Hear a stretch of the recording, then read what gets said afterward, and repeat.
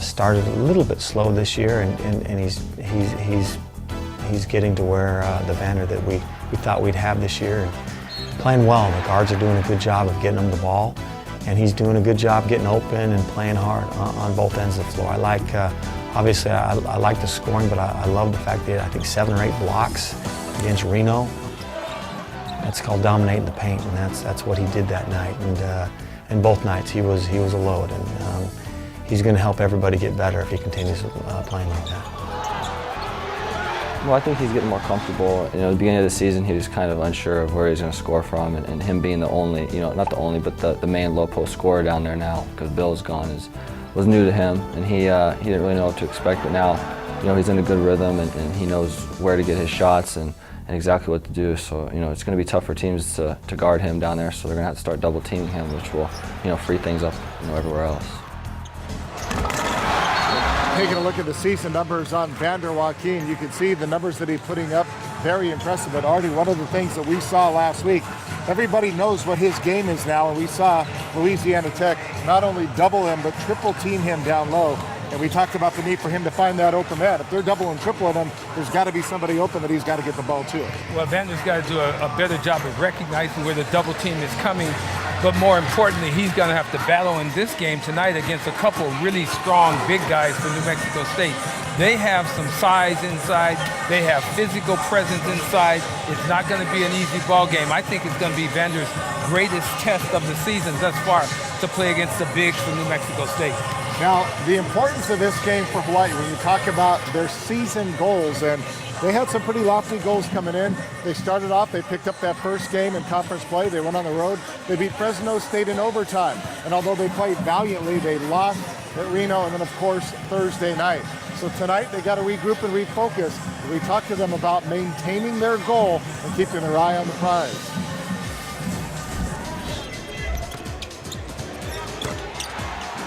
I just think that the goal, you know, the goal to win the WAC championship, and just knowing that, you know, it's only, you know, certain, you know, it's not that much longer, only 2 months is left, and just being able to push through it. But you know, the ultimate goal to win the WAC, you know, that's enough for me and all my teammates, just to you know, keep pushing through and fight through all the adversity that comes with it. Our goal is to, you know, win the next one, and this group's done a good job of it. Today's practice was as good as practice we've had all year. In fact, I thought it was really good, and it was feisty, and we got after it. It was competitive, and it was nasty at times, and I like that. I think that's what this team needs to be. We need to be a physical team that plays hard, and it doesn't. You just don't turn that on when your jump ball goes up. It starts at 6:30 in the morning at practice, like today, and this team responded today, and you know, that'll get us better and hopefully help us down the long run. So back here tonight, and again, the team may be a little bit frustrated, but just that re-energizing of having these two guys, Zane and Maya, back in uniform, kind of puts that goal back up there, and it gives them something to rally around tonight. Well, this is just a very big ball game, Howard. They have got to come together as a team. Every guy on that floor, besides Maya and Zane, need to step their game up. And the bigs, especially tonight, Justin Thomas, Vander Joaquin, Trevor Wiseman, Davis Rosales, whenever they're in the ball game, they're going to have to really do the job, because the strength of New Mexico State is their power on the inside. They have legitimate men on the inside. I saw them come into the locker room, and they are men. They are men. They will walk into any neighborhood and be very comfortable, because they have a couple guys who are the guys who get off the bus first, and you say, okay, you go right here, sir. It's okay. They are real men out there. Hawaii's bigs are going to have to play. All right, now back to Hawaii. And you heard a little bit from their head coach, Gib Arnold, in that last little interview segment. He talked about they're really getting after it when they get into the practice situations. And that's one thing that any team and any coach loves to see out of the collective effort, getting after it in the gym. We talked to the coach about these guys, how they practice, how they push each other.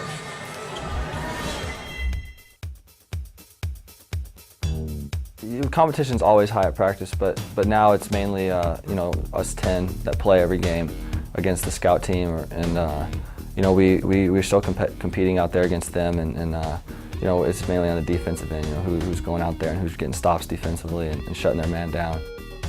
You know, there's a few guys that you know, obviously you got Vander and guys like Vander and Zane who have been real consistent, and and it'd be hard to get them out of the starting lineup. But still, they know that if they drop off, that'll change. I'm not opposed to that, and we kind of keep it that way for a reason. I like a little bit of I like competition every day, and I like these guys to be have to bring it every day. I just can't. You're either going forwards or backwards, and I hope we're going forwards. See, look at a coach like Gib Arnold, and he makes no excuses about it. He says, you know what, the guys that work the hardest, that practice the hardest, that give me the most, are going to be the guys that are going to play. It's hard to argue with that philosophy. Well, no question about it. You want to have a chance, if you're a number 6, number 7, number 8 guy on the team, to get into the rotation and to be a factor. And if a coach will reward you for working hard in practice, that's really what you want. That keeps competition alive. That keeps everything really fresh. And if 8 or 9 guys can feel a part of it, it makes the team much stronger. All right, well, the team is stronger tonight. They got their backcourt back in uniform, laced up, and ready to play. We're going to take a break. When we come back, we're going to get into the other side of this game, the Aggies and New Mexico State. Again, they are strong, 14-5 overall, perfect 4-0 in the WAC. Stick around, everybody. Much more to come on Warrior basketball action right here on Oceanic Time Warner Cable.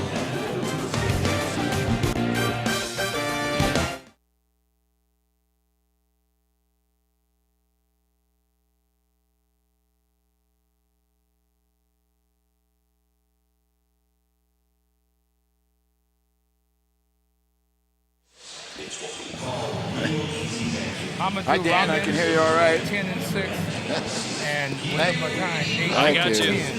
That's 28-16.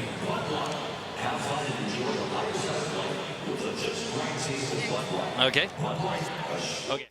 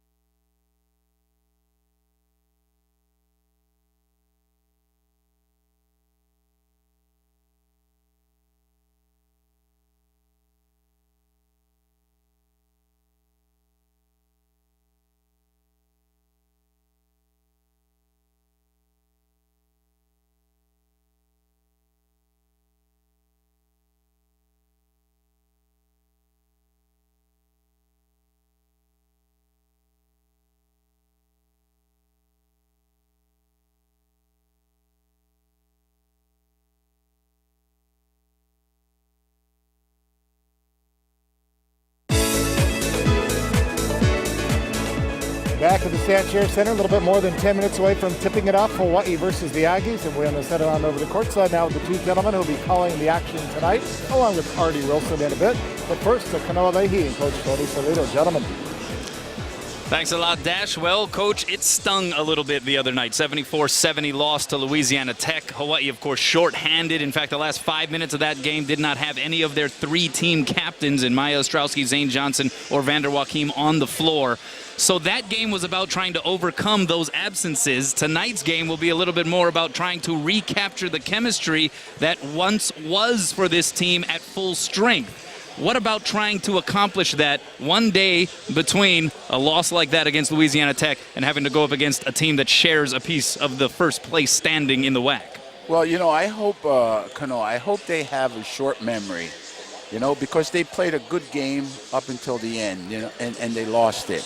But I think without 2 starters, I thought they did an excellent job. And hopefully they'll forget about that loss and go right after New Mexico State. When you talk about the Aggies in New Mexico State, this is perhaps going to be the game that, at least in terms of the conference season thus far, will most test the abilities and the wherewithal of Vander Joachim and Justin Thomas, because the Aggies come in, when they walk off the plane, they pass the eye test. That's one of those airport teams that people refer to. When they walk through the airport, when they walk through the mall, when they're in public, they get your attention. This is a big team. They don't look like they're any kind of a joke. Well, you know, as a former coach, I would always recruit speed before size. I recruited speed first and size second because I think, you know, you can always take away size. You can front and back. You can double team them. You can do a lot of things, but you can't take away speed. And I'm just guessing now. I don't know. I didn't get their starting lineups yet. But I'll bet you they start a team that's relatively small as opposed to all those giants they have, because they are large people, very large. Obviously, that's another thing that perhaps is a byproduct of that game against Louisiana Tech, is we saw the Bulldogs kind of go at the Hawaii Bigs and make it a more physical game. They were trying to create a lot of contact and accumulated a lot of fouls in the process. But you mentioned with some of the beef that New Mexico State brings in, are we going to see a little bit more of that? Is that perhaps now one of the recipes that will be applied for the opposition going up against Hawaii going forward?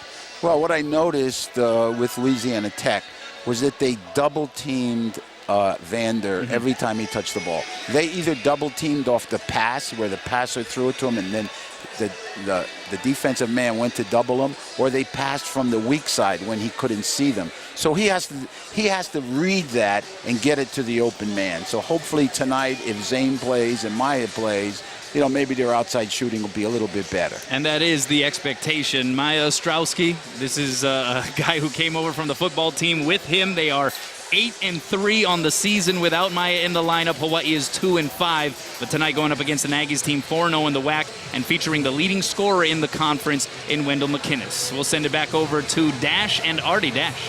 Artie Kanoa, thank you very much. And this is what he was talking about there. As you look at the standings and look in Nevada, the team that Hawaii lost to on the road last week, they are up there at a perfect 5-0. New Mexico State, they are looking to go 5-0 tonight. Hawaii hoping that won't happen as they sit there at 2-2 along with Utah State and Idaho. So, you know, Artie, when you look at this team, and Kanoa and the coach alluded to the athleticism of New Mexico State, and then you talk about their three leading players, and they got some numbers going on here. Well, Big Window right there, he thinks he is the all-everything guy. He's averaging 18 and 10.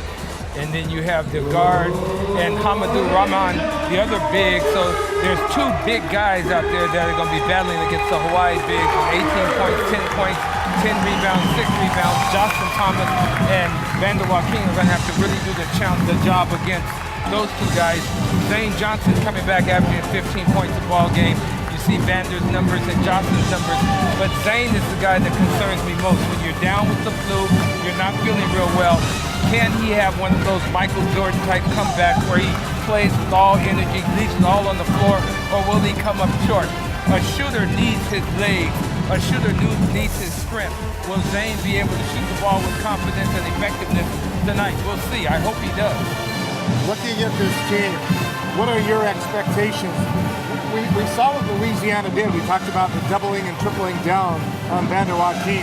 You could expect to see that again tonight. Do you think that Hawaii has made those adjustments, or what do you expect to see from them in terms of how do they adjust to how everybody is adjusting to them? Well, I tell you what, Howard, I'm not so certain that New Mexico State feels the need to double down, because they may feel like their bigs can play man up against our bigs.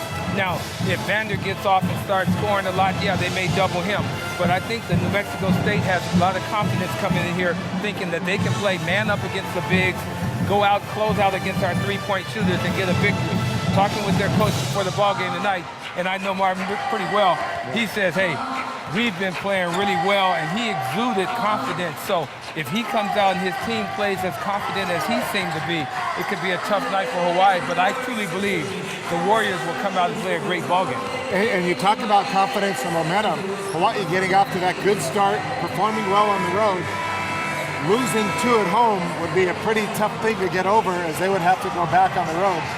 That makes this game important tonight. Well, this game is a game where Hawaii's on a 2-game losing streak. New Mexico State's on a 6-game winning streak. Something's got to give. Hawaii desperately, more than anything, they need a win tonight. You cannot drop 2 games at home, especially back-to-back games at home in conference play. This is a very critical game for Hawaii. I fully expect Gib Arno and his staff to have his team ready to go, and they will come out and perform real well. Okay, very quickly, what's going to be the X factor? The inside game, the outside game? What do you think? I think Hawaii can't turn the basketball over, and they've got to compete on the boards.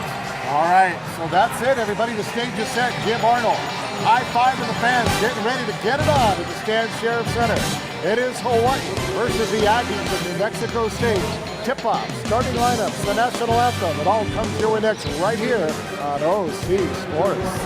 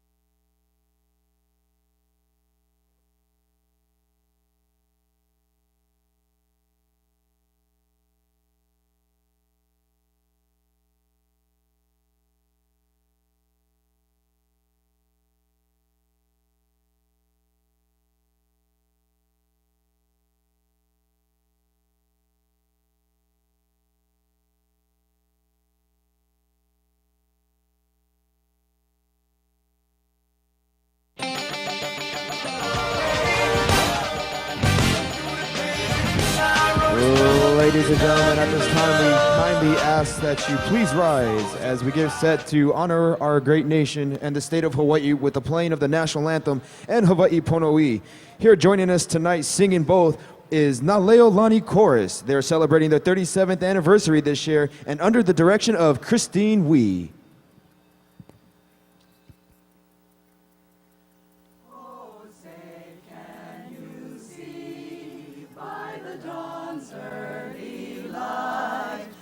So proudly we hail at the twilight's last gleaming, whose broad stripes and bright stars through the perilous fight o'er the ramparts we watched were so gallantly streaming, and the rocket's red glare, the bombs bursting in air, gave proof through the night that our flag was still there. Oh, say does that star-spangled banner yet wave o'er the land of the free and the home of the brave.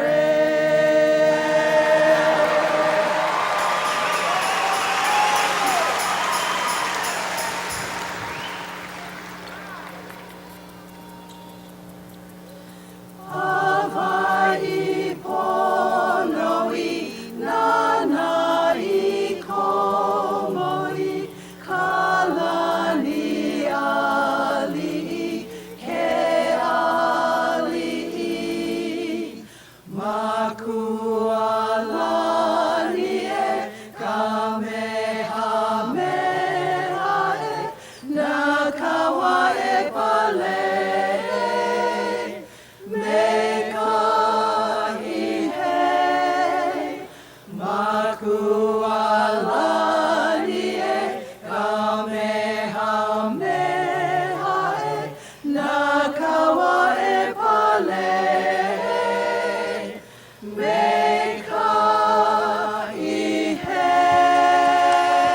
Once again, ladies and gentlemen, Naleolani Chorus.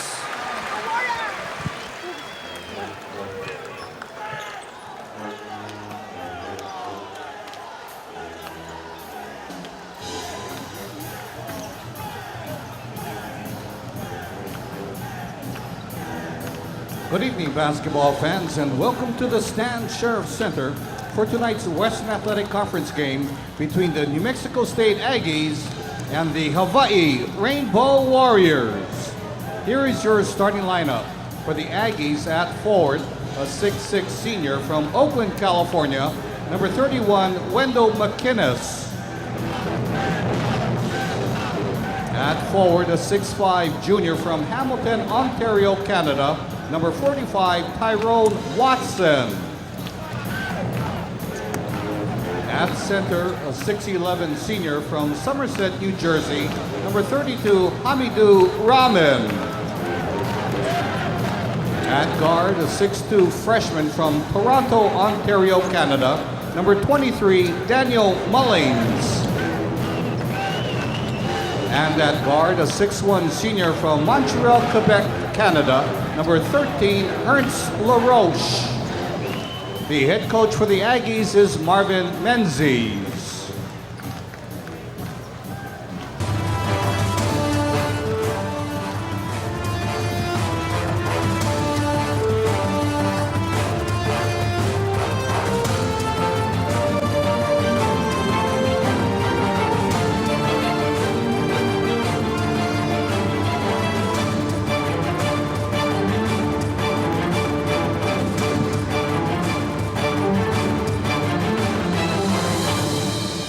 At forward, a 6'7" junior from Washington, D.C., number 5, Justin Thomas.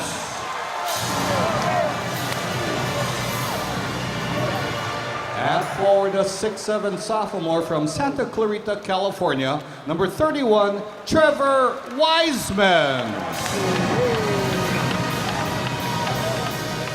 At center, a 6'10" junior from Luanda, Angola, number 15, Vander Joaquin.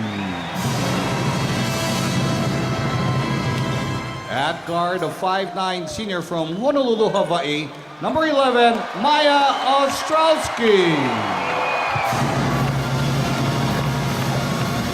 And at guard, a 6'6" senior from Phoenix, Arizona, number 3, Zane Johnson.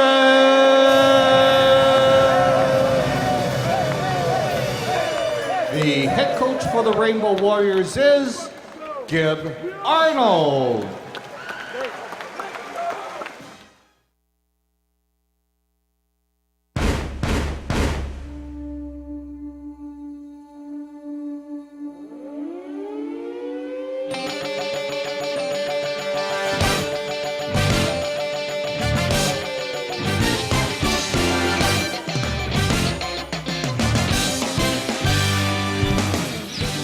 A wounded Rainbow Warrior basketball team came up short Thursday night in a game that left Hawaii feeling ill.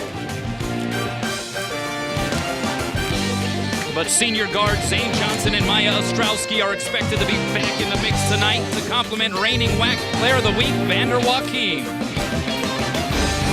Hawaii regroups to take on a team unbeaten in the WAC, the Aggies of New Mexico State, tonight.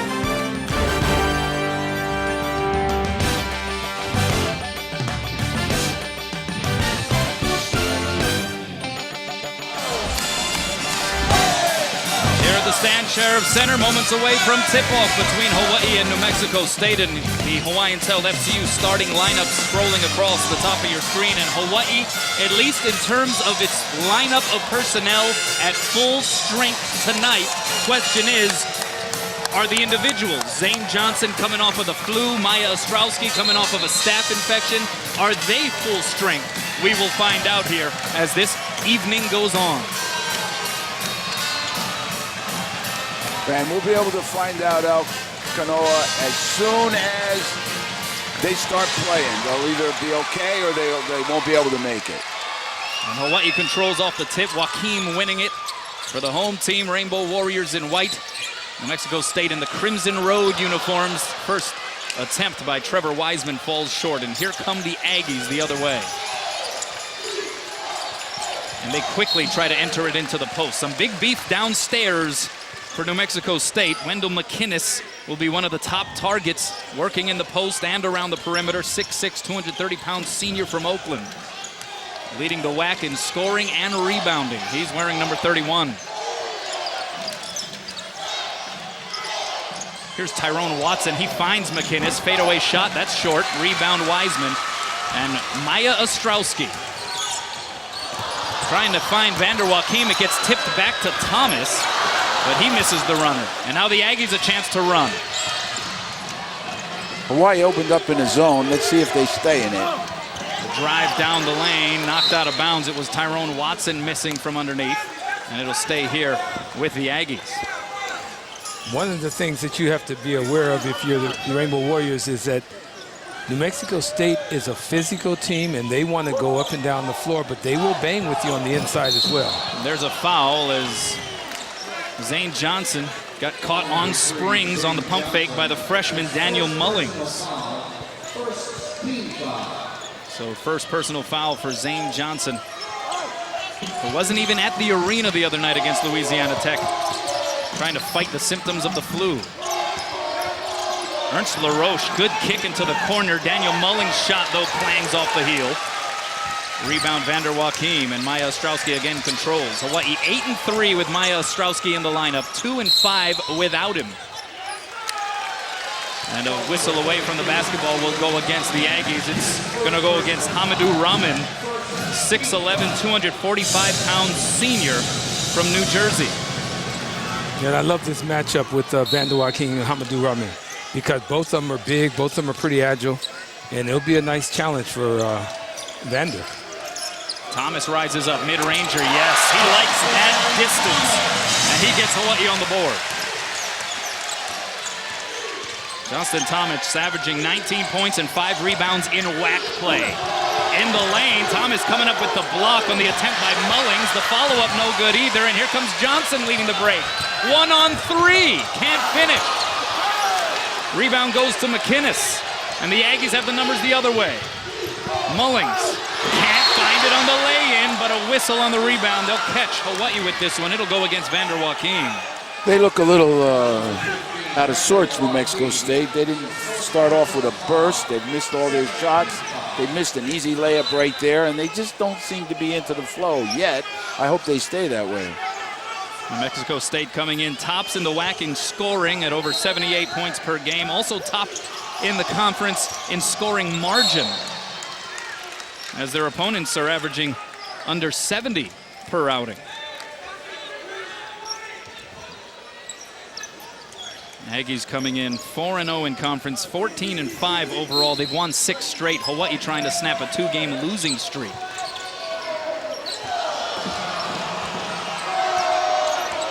And controlling it is Ernst LaRoche.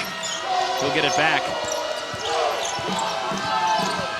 LaRoche, who just joined the 1,000-point club for New Mexico State basketball. He finds it left corner, open for 3, yes. Well, they're shooting about 42% as a team, Kanoa, and they can drain long-range shots. Hawaii's got to be careful, not gamble too much, and give them uncontested threes. LaRoche, one of 5 players on this New Mexico State roster from Canada. Here's Mullings to LaRoche. Lay-in is good. Well, I think all the youngsters out there watching the game here and on TV, I hope they notice the physical strength and the physical bodies of the New Mexico team. They're really terrific looking kids, you know. They're built well and they run well, and they're very good athletes. You pointed that out when they walked into the building, Artie. They passed the eye test. Yeah, when they walked in, I was saying, hey, what's up, man? Well, I thought they were a football team when they first came in. I thought Norm Chow was recruiting a couple of them. Hamidou Rahman with the takeaway, and they get Vander Joachim with the foul. And this is huge, guys. His second. He fouled out with 5 minutes left in that game Thursday night against Louisiana Tech. Had 4 fouls, was inserted back into the game with a little over 7 minutes remaining. Didn't take him long to pick up that 5th. And now he's in foul trouble with 17:02 left in the first half tonight. Well, let's take a look at the Kaiser Permanente keys to the game, guys. Well, for New Mexico State, you know, New Mexico State has to stay hot. Talking with Coach Marvin Mendes before the game, he was very confident about his squad. He felt like they were playing well. He said that teams have peaks and valleys, and we've been on a peak for a long time. I feel real good about my team.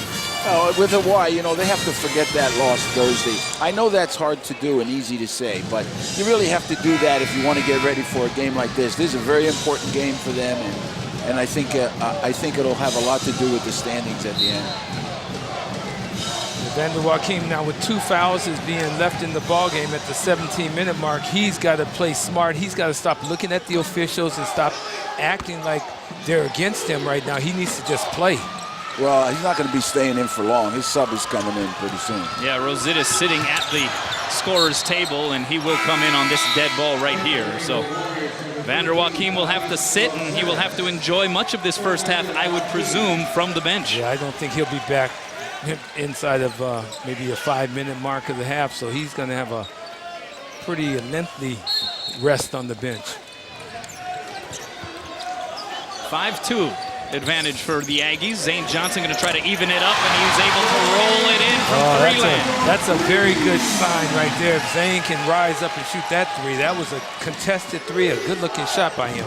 53rd triple made on the season for Zane Johnson. He's already 5th all-time in three-pointers made at UH in a career. That's his 151st for his career. The block by Rosittis. And then on the loose ball, it will be a foul called against New Mexico State. I think it's going to be against... Yeah, that's against Chalizi Nipawe, number 15, who had just checked in. Rosittis with the block, and then gets fouled by Nipawe. Nipawe is another small person, 6'10", 268. Yeah. Hails from Johannesburg, South Africa, picking up his first personal foul. Very international flavor to this New Mexico State roster. They have 5 Canadians. You have Nipawe from South Africa. Also 2 players who are France natives. A pass underneath by Wiseman. Chased down by Rosittis, who tries to signal for a timeout. Does he get it? No. They're going to have a discussion. They do give him the timeout. And they're saying he was inbounds when he got called the timeout. The official acknowledged it. Because you can't call it when you're in the air going out of bounds anymore. They changed that rule recently. But if you stay inbounds and you call it, wow, that's close. I think the official said, I heard it before you went over the line. Well, you know, we have to understand about this timeout situation. There's one at 16, 12, 8, and 4. Plus you have to call a 30-second one sometime in the first half if you're a coach. Now, that gives you a lot of time to rest. I don't see guys getting tired. I hear that all the time on television, at televised games. They're tired. No, you play each game in 4-minute sections. I don't believe a 21 to 18, 19-year-old can be tired. Yeah, don't believe it. I struggle with that, too, that tired stuff. If you're tired, you stayed up too late last night. Here's a good look at Marvin Menzies' 5th season as New Mexico State head coach. Led the Aggies to the WAC tournament title 2 seasons ago and their 18th appearance in the NCAA tournament. Lost to Michigan State in the opening round. They switched to a zone. Thomas from the elbow.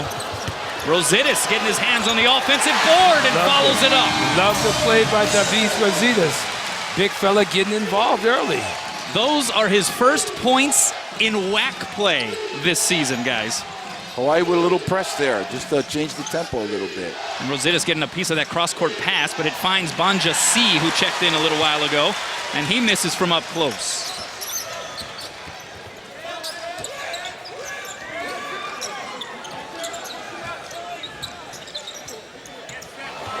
And batted away, Wiseman able to chase it down, gets it back into the sure hands of Maya Ostrowski. Johnson for 3. That one fell well short. C traces down the board. C's going to take a step inside the arc. Sends that one long. Offensive rebound, Aggies.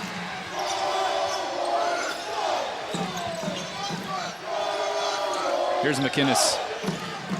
Back to C. He'll try a 3. He dialed up the second one real well, didn't he? He did. C for 3. Vanja C averaging 8.2 points per game. A 26% three-point shooter, and New Mexico State up 1. Well, he's a good-looking shooting 6'8" person. I'll tell you that. He shoots the ball really well for his size. Thomas underneath. Tried to muscle it up. No. The putback by Rositas. No. And that's exactly what happens when you have a lot of big men on the floor. You know, intimidation takes over once in a while. A lot of altered shots. Instead of going straight up, you get your shot altered, for sure. Pass underneath. Nepawe gets fouled by Rositas. And that can't happen right there. Defensively, you can't let a ball go inside and your bigs get the ball thrown right by him. 14:02 left in the first half. New Mexico State by a digit.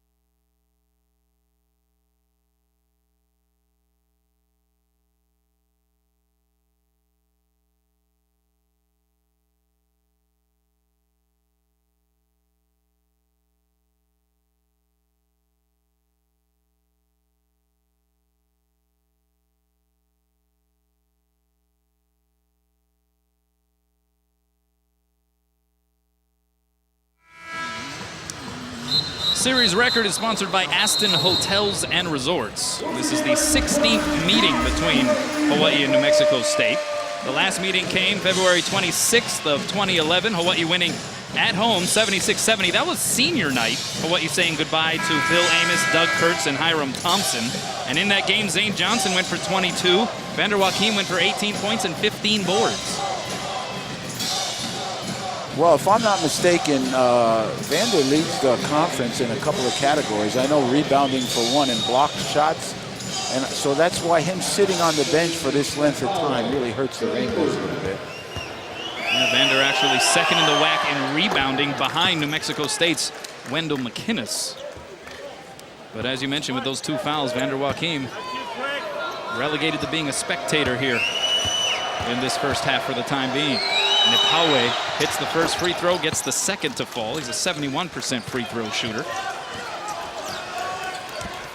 And the Aggies up 3. There's Maya Ostrowski. Good backdoor cut by Thomas. Ostrowski found him, and Thomas will go to the line to shoot 2. That's an excellent pass by Maya, delivering the basketball exactly where Johnston needed it. He caught it, was able to take it up and get a shot off.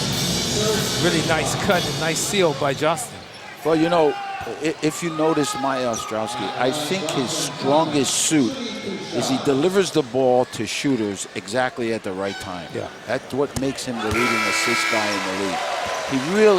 He really gets the ball to Zane Johnson right when he's open. Sometimes Zane works, and the point guard didn't give him the ball.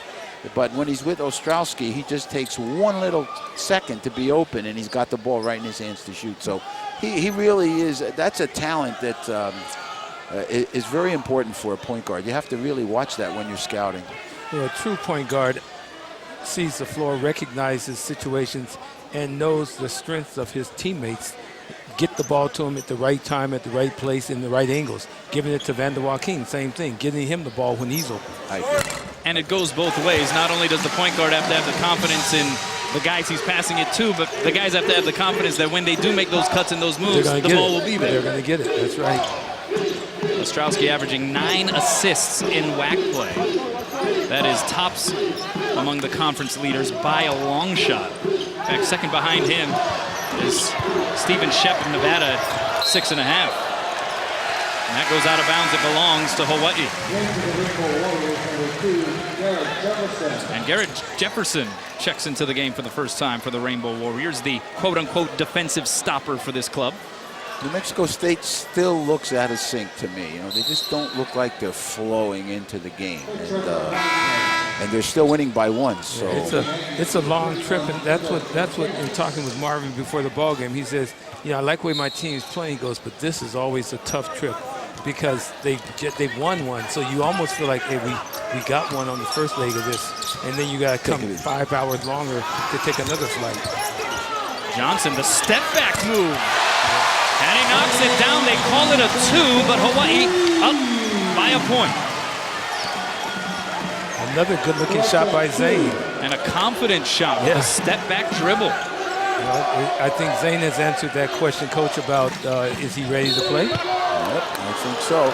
They went back to a zone again, 1-2-2. He went to a 2-3 to man to a 1-2-2, and I really like that when you change your defenses. I really think that gives you an edge defensively. Well, and the other thing that I think they've done a couple of times, they've gone basically a box and one. They've kept Maya on the roach and let him play man-to-man against him. And it belongs to Hawaii. An offensive foul. On the offensive foul, that is Hamadou Rahman's second personal foul. It comes just moments after Davis Rositas picked up his second. 5 team fouls for Hawaii versus 4 for New Mexico State. Well, if Coach is going to let any big man stay out there and get 3, it's going to be Rositas. It's certainly not going to be Vander. Yeah. Johnson off the screen. Yes! Oh, yeah. Zane, how do I feel? I feel fine. Well, he better get sick a lot more often. There you go. No. We We need him 2 games now. We don't need him for 1 out of the weekend. 7-0 run for Hawaii. And a steal by Ostrowski. He's going to go all the way to the rack. Leaves it short. It goes out of bounds. And it will stay with the team in white.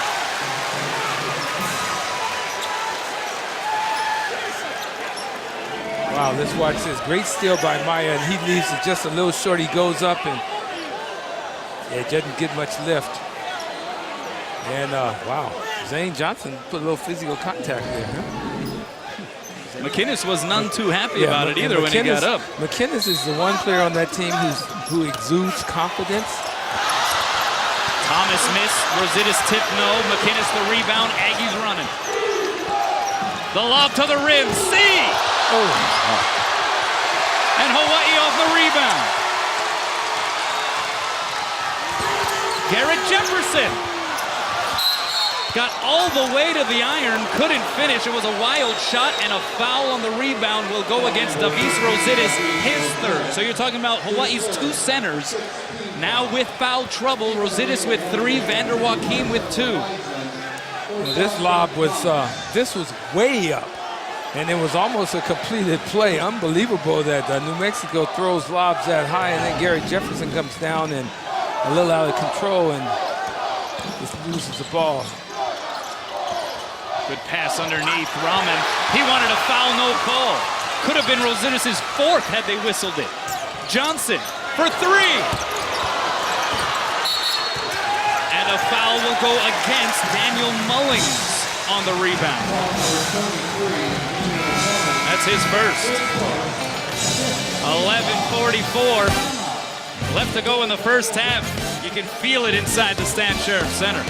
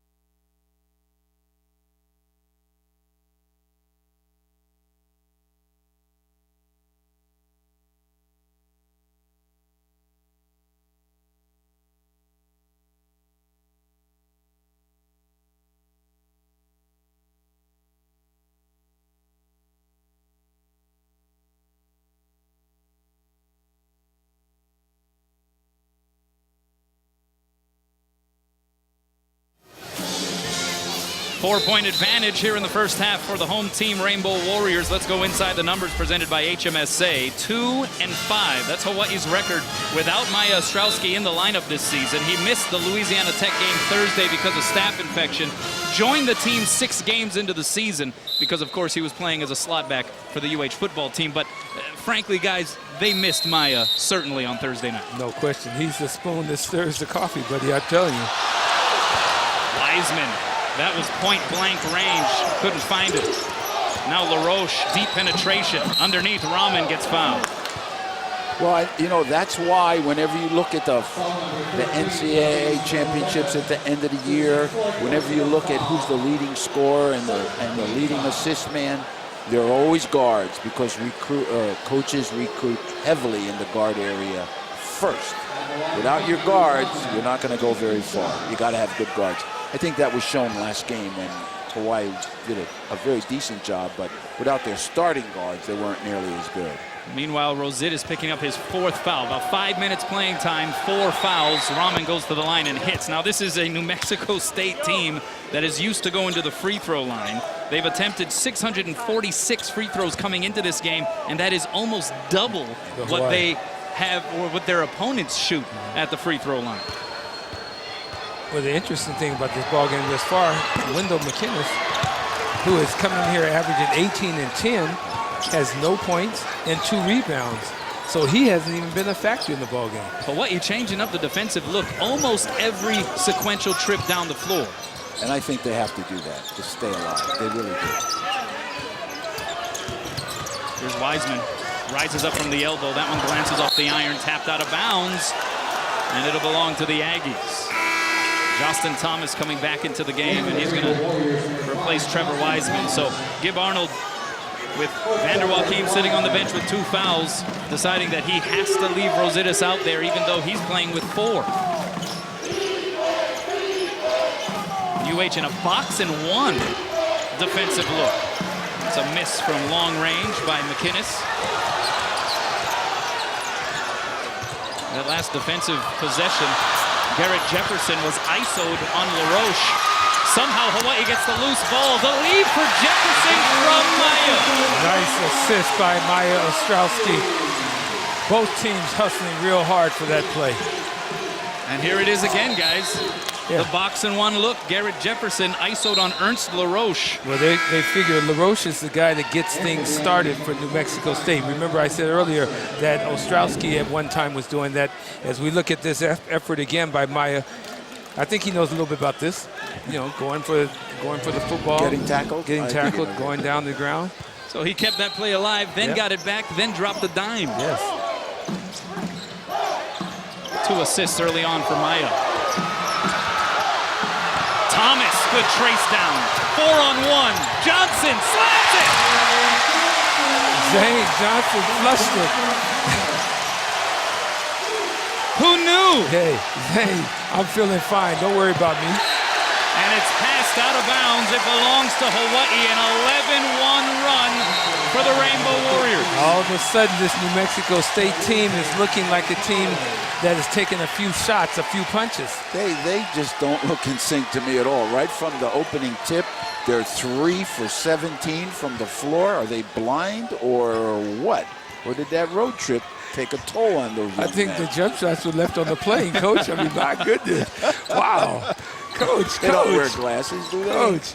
They need to, I think. What's up with that? Zane Johnson is feeling in the groove. You can just see the explosiveness in that first step coming off of that screen. He draws the foul. Zane Johnson with 10 points, 2 of 4 from three-land, and a 2-handed cram moments ago. Hey, what was in that IV that they gave today? I don't know, but Zane is definitely a player who reacts to a good start. Yeah. You know, the better he starts, the better he plays. Zane, if he comes on the floor, the first shot he shoots, it goes in. Zane feels He's great. off and running. He feels great. Definitely. Meanwhile, 3 fouls now for Nepawe of New Mexico State. He'll have a seat. And Ronaldo Dixon will come in for the first time. 6'10" sophomore from Toronto. And Zane goes 2 for 2 from the line on that trip. What a difference a couple of guys can make. Hawaii up 9, under 10 to go in the first half. No question.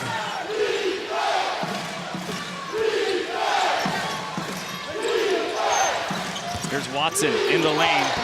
That's left open in that box and one look, but he couldn't hit the shot. Thomas scoring up against Watson. Spins, whirls, leaves it for Rositas. The reverse. A really nice assist by Justin Thomas. And it was nice to see Davis Rositas finish the play. Yeah, you can get guys involved. As a player, you up there pumping your chest. This is time to get the crowd involved. The crowd is involved. Hawaii with 9:27 left in the first half have New Mexico State doubled up. I just like the fact that Justin did that little spin move and gave it up to his teammate, and then he's saying, let me pump up everybody in here. Well, you know, when I walked in, I looked up, and on the second deck was Coach Arnold, and I waved to him, and he said, don't worry, we'll get him tonight. And I guess he knew what he was talking about, because it's 22-11, and any time as a coach, I don't care. I don't care. When you're down by 11 points, you are not happy and you are concerned. So I know there's a little concern on the New Mexico State bench. Obviously a good start for Hawaii, and that was a question. How would they come out? How would they come out the gate? A lot of basketball to be played here the rest of this evening, but a 22-11 start here. It's a good start. For the Rainbow Warriors. 15-1 run. See, once again, you see Garrett Jefferson trying to keep the ball out of LaRoche's hands. And see, now offensively, things go from him. They start with him. Without him, other people look lost. Mullings had the double clutch. Too much traffic in the way. Couldn't follow through on the lay-in. Now Ostrowski. That bullet pass sails out of bounds. It was deflected out, and it'll stay right here.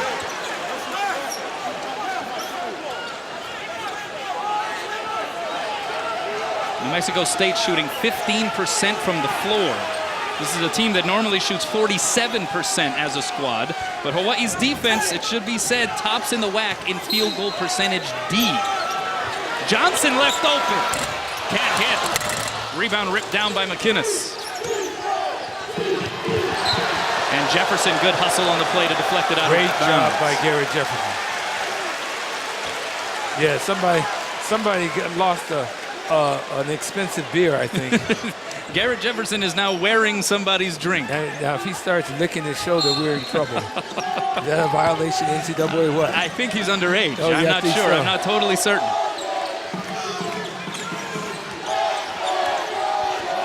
And here is LaRoche being guarded by Jefferson. Hawaii in that box and one. The pass goes out of bounds. Oh, yeah. Aggies discombobulated right now, guys. Well, you know, once again, as a former coach, the offense against a box and one is relatively an easy offense to put in your system. If you don't do it from day one against a box and one, a triangle and two, and a diamond and one, you know, I just don't feel as if you're fulfilling your job and giving the kids a chance to win every game. I don't think they were ready for it. No, I don't think so either. I don't think they know what they're doing against it. That's right. Davis Rositas has got to finish these plays. What would Bill Walton say?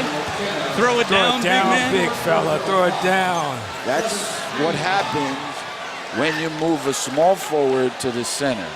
He's not a tough. Well, we got to get him tougher then, Coach. We got to get him tougher. I mean, he's down there an inch from the basket, and he's supposed to flush that and walk back and say, yeah. McInnes picking up his first personal.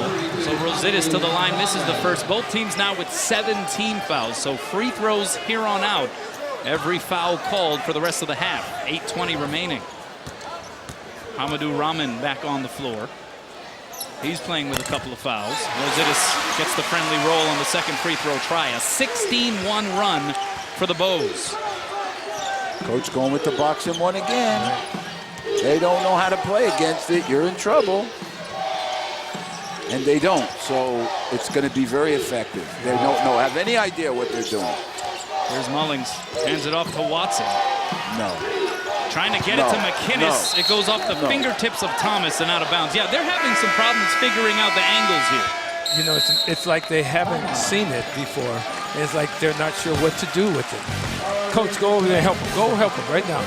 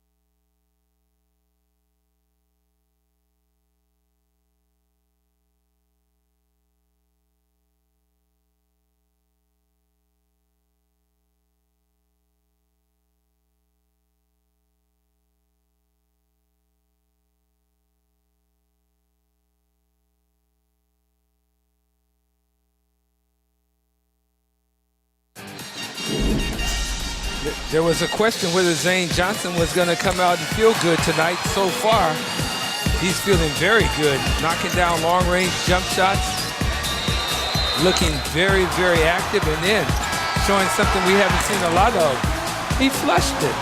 Well, you know, the big thing is I think he has 4 field goals, which is one more than the entire New Mexico State team has. So it's Zane against New Mexico. He's winning. He's winning. He's winning. In fact, the Aggies, 1 of 14 from the floor 2-point shots. They are 2 of 5 from outside the arc. Wow. McInnes. Nice ball movement underneath. It winds up in the hands of Rahman, who gets the bruise and the bucket. Let's take a look at the Aggies' 3-point shooting, though. They are 2 of 5 here this evening. Shot from the corner. The big 6'8" guys say hitting it. They've done a better job from the downtown than they have from the 2. Yeah, they definitely have. They shoot 32% from outside the arc as a team. And yeah, just 1 2-point field goal to speak of. The rest of them threes and free throws. And a 9-point advantage here for Hawaii. Yeah, but there's still so much time to be played in this game. But amazing, just the different feel, the different flow for this Hawaii team. With Vander Joachim on the bench the majority of this first half, mind you, with Zane Johnson and Maya Ostrowski back out on the floor. Thomas gets double-teamed in the corner, got to get rid of it. Finds Jefferson. He can't finish the lay-in. Rebound McInnes. His outlet pass somehow finds Watson, and the Aggies have the numbers. Lob pass. Rahman can't finish. C able to collect it, and his putback is good. See, but they don't worry. If they miss one, they want to get another one. Wow. I mean, that's athletic right there. The only thing I can say is, wow. Those guys are NBA jumpers, man. Yeah, they are. Because those lobs are not your normal lobs. No, they're over the box. Yeah. I keep thinking, oh, it's too high. Wendell McInnes still scoreless for the Aggies. That one deflected into the backcourt by LaRoche. Hawaii has 12 seconds on the shot clock. Pass somehow gets to Thomas. Shot over a couple of extended arms. Rims out. Now Hawaii a little bit out of rhythm the last couple of offensive trips. Strong drive by C. The lead for Rahman. Wow. What a great assist that was. That's a great assist and a good timeout. Very good timeout. Well, you got to get this timeout, Coach, because you know the wheels are starting to wobble. Now the question was, why do they bring out the chairs and put them on the floor? Are you asking that question, or are you telling us what the answer is? I'm going to tell you what the answer is. Okay, what is the answer? The answer is so that, if you see that on TV all the time, so that they get away from the crowd and the noise the players can't hear what the coach is saying. Yeah, you can see the huddle there. Yeah, the chairs are brought out onto the playing surface, if you will. And then the head coach talks to his assistants. The assistants give them their input, and then he goes back like you have right now and explains to all the players what he wants. And did you bring your players out? No, there was nobody in basketball. You guys didn't have loose chairs. You had bleachers. What are you talking about? Let's take a look at the Mid-Pac Petroleum leaderboard. WAC scoring offense, New Mexico State, #1. Hawaii, #2. You see the points per game, but the Aggies putting up all kinds of numbers, offensively speaking. And the guy who has led them is Wendell McInnes, 18.6 points per game. Scoreless thus far tonight, however, coming off of a 24-point performance on the road against San Jose State Thursday. Yeah, but he's the kind of guy, Kanoa, that you might hold him down for the first 14, 16, 18 minutes, and all of a sudden he might explode because he has that ability. And as long as you can keep him quiet, let him stay quiet. Well, you know, this afternoon I watched Syracuse play without Melo, and you know, they started out a little shaky, played shaky through the first half and the second half, and lost the game. So now they've got one loss. Vander Joachim on the floor, playing with 2 fouls. Hans Brereton also making his first appearance of the night. And the pass goes out of bounds. It will stay with Hawaii. Now, here's a thing that we'll have to find out. Has Vander learned how to play now and play under control and not pick up silly fouls, because he doesn't need to pick that third up right away. Johnson, a contested triple, nothing but net. That's a big-time shot for Zane Johnson and a big-time shot for the Hawaii Warriors. They needed to stop the bleeding. 15 first-half points for Zane Johnson. Rahman underneath, it got stripped out of bounds. Good job by Vander that time, because the ball went inside to Rahman and he played defense without committing a foul. And they switch zones now. They switch defenses.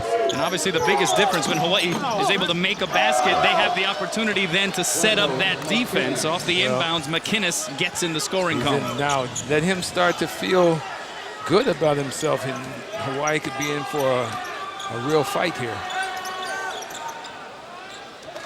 It was an 11-point advantage for Hawaii. It's now a 6-point edge. Johnson, that's a hefty three. Splash!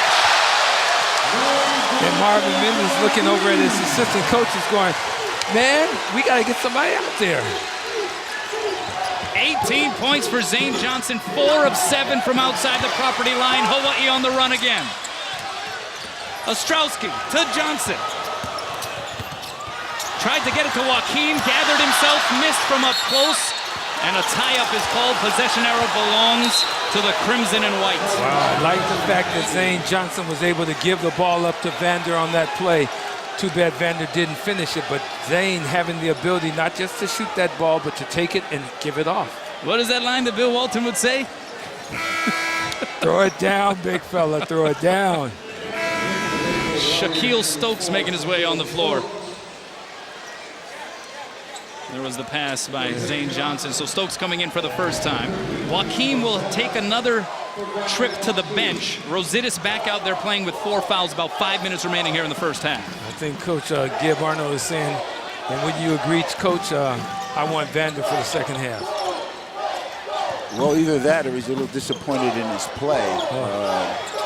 One or the other, because I can't see, with the size of New Mexico State, Davi staying out there too long. Well, right there, an example of it, an overpowering display by Rahman as he followed up his own shot to cut the lead down to 7. Here's Stokes. Stokes had 10 points, 5 assists, 4 turnovers in 39 minutes against Louisiana Tech the other night, of course, in the absence of Maya Ostrowski. Missed by Thomas. Here comes Watson. Long strides, leaves it for LaRoche. Yeah, that was very athletic right there. They blew down the floor. They're good. Yeah, this team can get down there in a hurry. You think they're starting to pull it together a little, Coach? They're good. They look a little better than they did before. It's the difference between going up against a half-court set defense and being able to run off of a miss. Stokes misses. C can't gather it. It goes out of bounds. It'll stay here. 3:58 left. Hawaii up 5 on New Mexico State. Zane Johnson, ill no more.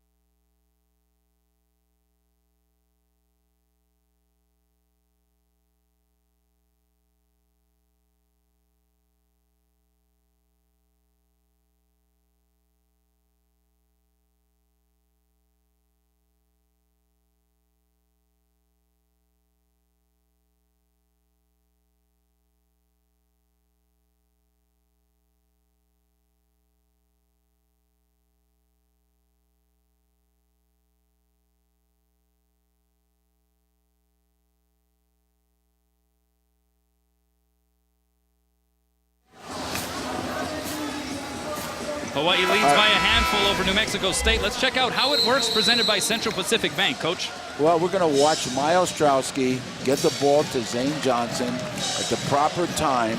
And Zane Johnson, running the out-of-bound play, is going to make a terrific shot with a man in his face right there. And, I mean, I don't know how you can keep shooting that well. That's an outstanding shot. Just an outstanding shot. Well, the other good thing about that play was, as we see Davis Rositas in real time score a basket on inbound play, but Hans Brereton set a really nice pick to free up. And Stokes got him the ball. You know, that's terrific. So a 7-point advantage for Hawaii. Here's C, good pump fake. Got Rositas out of the way. Leaves it for Rahman, the hammer.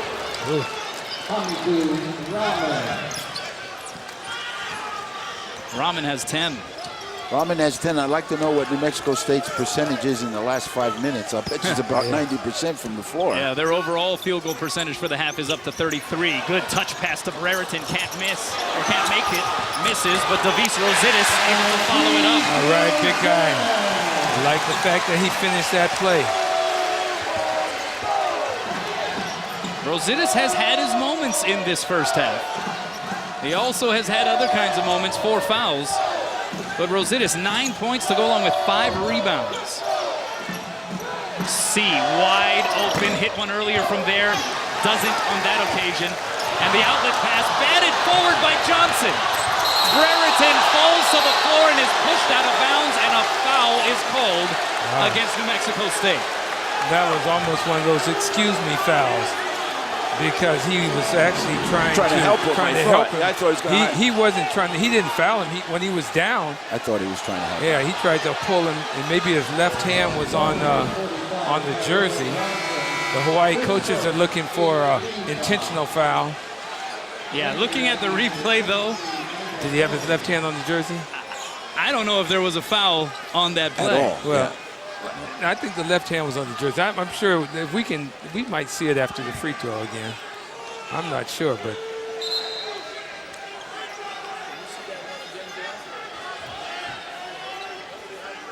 So Hans Brereton will go to the free throw line. Let's take a look. Okay, watch his left hand on the jersey on the back. That's not much of a foul. Boo. Oh my gosh, coach. They're gonna get technical on you over here. Watch out now. I've had a few of those. Maybe a little athletic justice. They say the ball doesn't lie. Huh? Yeah. Hawaii by 7. Here's McInnes. He's been quiet. But as you mentioned, Artie, he can erupt at any moment. Leaves it for Mullings. That double clutch, no. The follow-up C falls short, but there is the big fella. Hamadou Rahman again. He has 12. They're 7 to 12. Yeah. They're 7 to 12 in the last few minutes. Well, there's something to be said about the guys in that dark colored jersey. They're banging the glass right now. Boy. Again, Vander Joachim relegated to the bench here for Hawaii the majority of this first half with those 2 early fouls. Gib Arnold deciding just to save him for the second half. Hawaii's just trying to survive this next 2 minutes and 3 seconds. And they're going to say that this one was deflected out, so a reversal of the initial call. Banja C got a piece of that entry pass by Zane Johnson. Well, Marvin Menzies, 5th season atop the program. His reputation is that of an exceptional recruiter. He coached at Louisville under Rick Pitino. He has that experience of going overseas, certainly, of going to all of the corners of the country to bring in players. He's extremely personable and really an easy guy to talk to. He's real open with his conversation about his team and stuff. That's what you said, yeah. That's nice, though. You know, I think that when you get that kind of feeling from a coach, you know, he usually is a good recruiter. Well, and you have to be really for this job because there's only one player on the roster that hails from New Mexico. This is a team that Menzies has gone out of state to put together as the inbounds pass goes off of Thomas and out of bounds. Well, I don't know anything about New Mexico basketball, but he certainly has gone all over the globe to get players. Yeah, he is. Cross-court pass, good cut underneath and a foul as Mullings got hacked by Wiseman.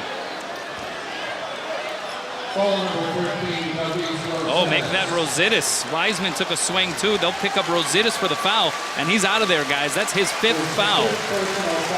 So Davis Rositas Fouled out in the first half, getting a standing O from the fans here. Yeah, the fans appreciate his contribution. 14 minutes, 9 points, 5 rebounds, 5 fouls for Davis Rositas. Have you ever had a player foul out in the first half, Coach? No, Have you ever had a player foul out in the first half and receive a standing ovation from the crowd? no. But I'll tell you one thing right now. The people of Hawaii are, in the next couple of years, are definitely going to appreciate that young man. I think he has great potential. I think he has a great upside too, but he's got to do some work in the offseason. Oh, well. Yeah. Well, I think I said last time the basketball players are made from March to October. He's one of them. Yeah, he's got a little work to do. Better work. Mullings goes 2 for 2. 69% free throw shooter. Just a freshman on this roster. Big possession right here for Hawaii. Big possession. They lead by 3, under 2 minutes to go here in the first half. And yeah, that pendulum of momentum has swung in the direction of the Aggies. There's a strip by LaRoche. Ball rotates to C. Wiseman walks away from him, and C tears to the hoop and pounds it. My goodness. Things have changed a bit. My goodness. That was ferocious. And Hawaii in a bit of disarray. Ostrowski to Thomas. Good pump fake. Up and one. I like the assist by Maya Ostrowski. I like the pump face by Justin Thomas. Great job. A moment ago, C watches Wiseman turns his head and C just flushes, and then Maya comes back and throws a nice assist to Justin Thomas, who waits, very patient, gets the body contact, and one. That gave Artie the bitter beer face that Banja Yeah. C dunked. Yeah, ooh, that was. and if you notice, C is guarding Zane Johnson now, and I think his height, and he has great length in his arms. I think that's bothering him a little bit because he's playing good defense on Zane. He's long. He's extremely long, very long. What do you guys think about the decision to just go ahead and leave Rositas out on the floor? Vander Joachim picking up those early 2 fouls. They decided to go ahead and ride Rositas, who put together a pretty decent first half, but he's no longer available. Your thoughts on that? My thought is, Coach has to make a choice. He's either going to use Vander or he's going to use Rositas, and he already knows from practice every day, the last couple of months, he can afford to lose Rositas, but he can't afford to lose Vander, so he leaves him in. Yeah, I like the decision there to leave Rositas in the ballgame. I just wish Davis had played with a little more confidence and not picked up. I mean, it's hard to pick up 5 fouls in one half. No, but I'll tell you what, though, in defense of Dave, it's easy to pick up 5 fouls against New Mexico State. They are some large people. I mean, my goodness, they're all over. You know the other thing I really noticed, I wish people would watch for this, when they break, they always have an advantage. They don't take advantage of it very well, but they got an advantage in numbers. And everybody runs down, too. Now, you mentioned the size for the Aggies. There's a player on their roster redshirting this year as Thomas knocks down the free throw. So a 4-point advantage now for Hawaii. Sim Bular, he hails from Toronto, Ontario. 7'5" freshman, 360 pounds as Tyrone Watson is able to find it off of the spin move. But how about that, guys? 7'5", 360. I've never seen a 7'5" guy except on TV wrestling. Manu Bo. I tell you what, New Mexico is very aware that Hawaii does not have any of their bigs on the inside. All they're doing is taking it to the basket. Raritan hits the 3. Hawaii back up 5. C quickly the other way for the Aggies. Power dribble by Mullings. See, everything they're doing is going to the basket right now. He misses, though, and here's Ostrowski with the numbers. Thomas, and one. Great assist once again by Maya Ostrowski coming down the floor. Gave the ball to the right to Justin Thomas, caught it in stride, went up strong, and made it happen. Well, we can't be redundant when we do this broadcast. Maya Ostrowski always, which is a remarkable statistic, I would say 90-95% of the time delivers the ball exactly at the right time. That is an unbelievably hard thing to do all the time, and he does it. He does it. He's a good one. Well, and the good thing is, on that occasion, Johnston caught it and finished the play and got a three-point play out of it. And he hits the free throw. Does Thomas has 10 points. That's huge right there. 42-34, 30 seconds. That's huge. It was 33-30 seemingly just moments ago. That is huge. Now we'll see how psychologically strong New Mexico State is. 6 assists for Maya Ostrowski in this first half. And he's now guarding LaRoche. Shot clock is turned off. The Aggies can play for the final shot attempt. The steal by Ostrowski. He picked his pocket. Can't finish. The follow Jefferson. He's fouled. And Ostrowski grimacing, making his way back to the Hawaii bench area. I'm going to get on Maya about that one now. I'm not sure what shot he was thinking right there. Well, you know, I think that's a little intimidation. Watch it. Now Maya gets the steal. Now he gets the ball. I'm not sure why he didn't just go on up there. He's thinking the guy's coming over to block it. Intimidation. Yeah, but Maya's got to finish that. You know, the staph infection was on his lower leg, and we've now seen a couple of occasions where he's gone to the rim and hasn't quite gotten the elevation that we're used to seeing. Not sure if that played into it.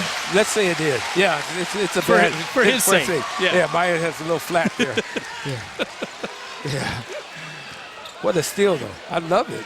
Guards That's a are great up. Steal. Guards are up. They're going to pressure the ball a little bit at the end here. The guards are up. Now, that was a pilfering at midcourt right there. Jefferson, how about that? 53% free throw shooter, hits both of them. It's a 10-point lead for the Rainbow Warriors. 5 seconds on the clock. LaRoche to Watson. Finds McInnes. The three at the buzzer, no. And Hawaii will take a double-digit advantage over New Mexico State into the locker room.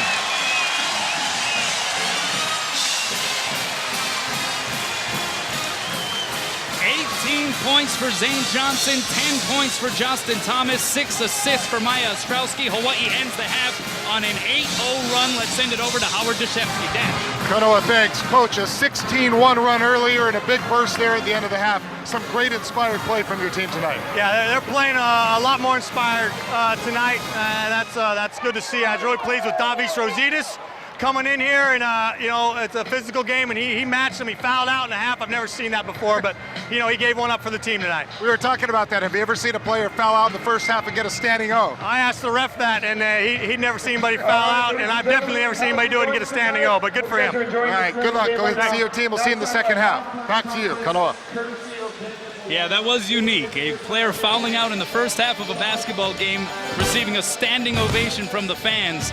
But this is a Stan Sheriff Center fan base tonight that is looking at what has the makings of a Western Athletic Conference upset. Hawaii up 44-34, but a whole lot of hoops still to come. We'll be back with more after this.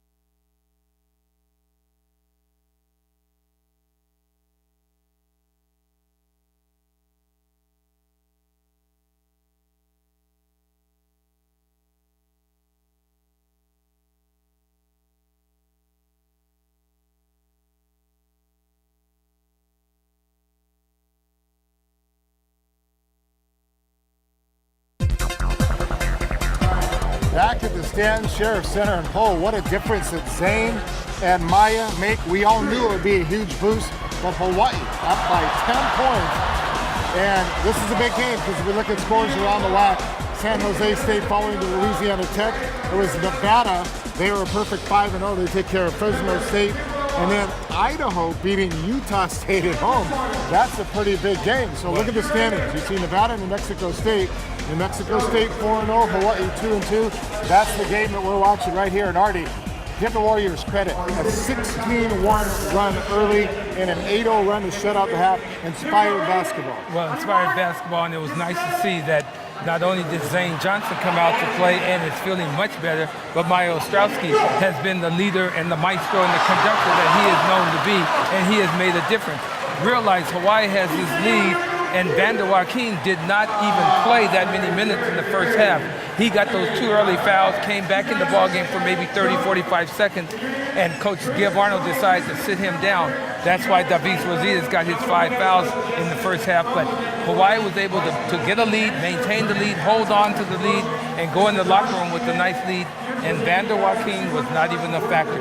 Bodes real well for the University of Hawaii. Of course, one could debate whether it was the right move to keep Davis Rositas in, but you know what? As Coach Gib Arnold said, he took one for the team.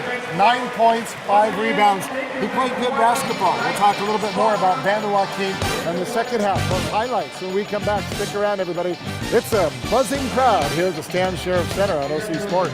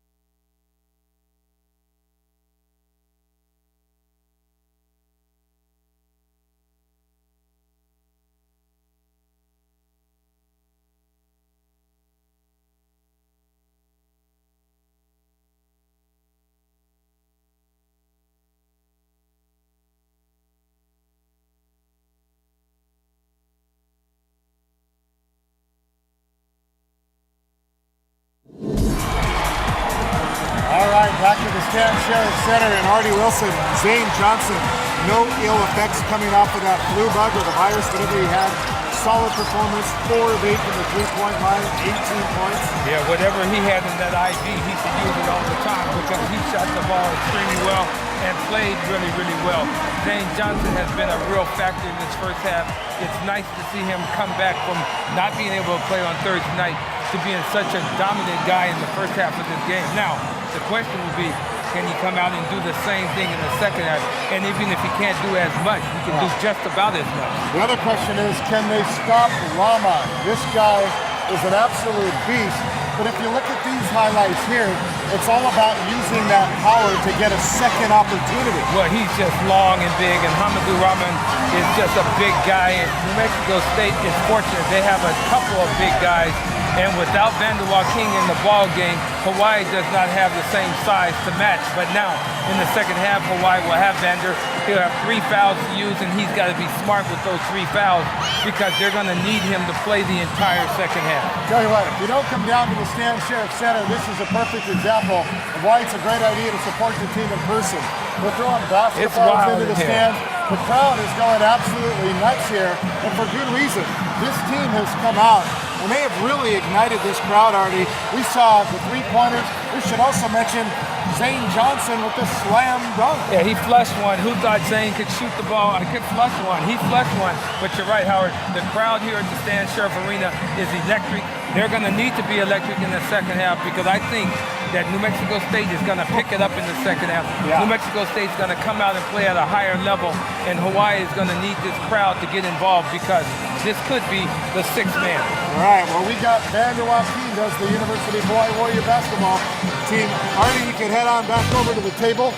We're going to take a timeout. When we come back, we will rejoin Kanoa Leahy, Tony Salido, and my partner Artie.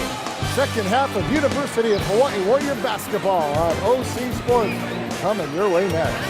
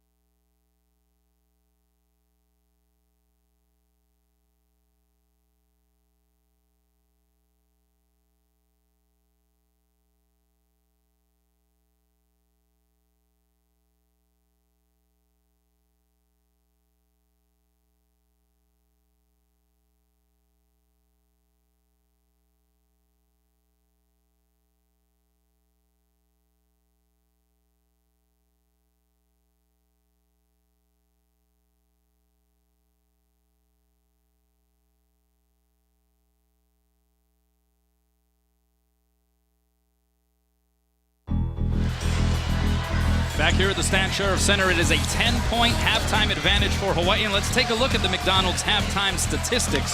3-point field goals. Much of that is Zane Johnson. He's 4 of 7 from outside the arc for Hawaii. They're 5 of 9 as a team. The assists to turnovers, that's something to pay attention to from the Hawaii standpoint. 11 assists versus 5 turnovers tonight with Maya Ostrowski back in the lineup. In the loss Thursday against Louisiana Tech, Hawaii had 13 assists, 17 turnovers without Maya Ostrowski. He just makes that much of a difference, doesn't he, guys? Well, you know, every time you get stats, and when you see the assist-to-basket ratio, it's extremely important because the more assists you have, the more it means you pass the ball around and more people have touched the ball and they have a better chance of getting open. And definitely it's due to him. Well, Maya is the spoon. He stirs everything, he makes everyone better, and he helps his teammates feel good about themselves on the floor. 6 assists, 1 turnover for Maya thus far. Of course, Zane Johnson leading the way with 18. What is the biggest key, you would say, in this second half, particularly in the first 5 minutes of this second half? Rebounding. And I would say that Vander Joaquin has got to play smart and play tough without picking up the 3rd foul. That'll be big. All right, we'll have more from the Stan Sheriff Center as we have 20 minutes remaining in this WAC contest. Hawaii up 10 on the Aggies.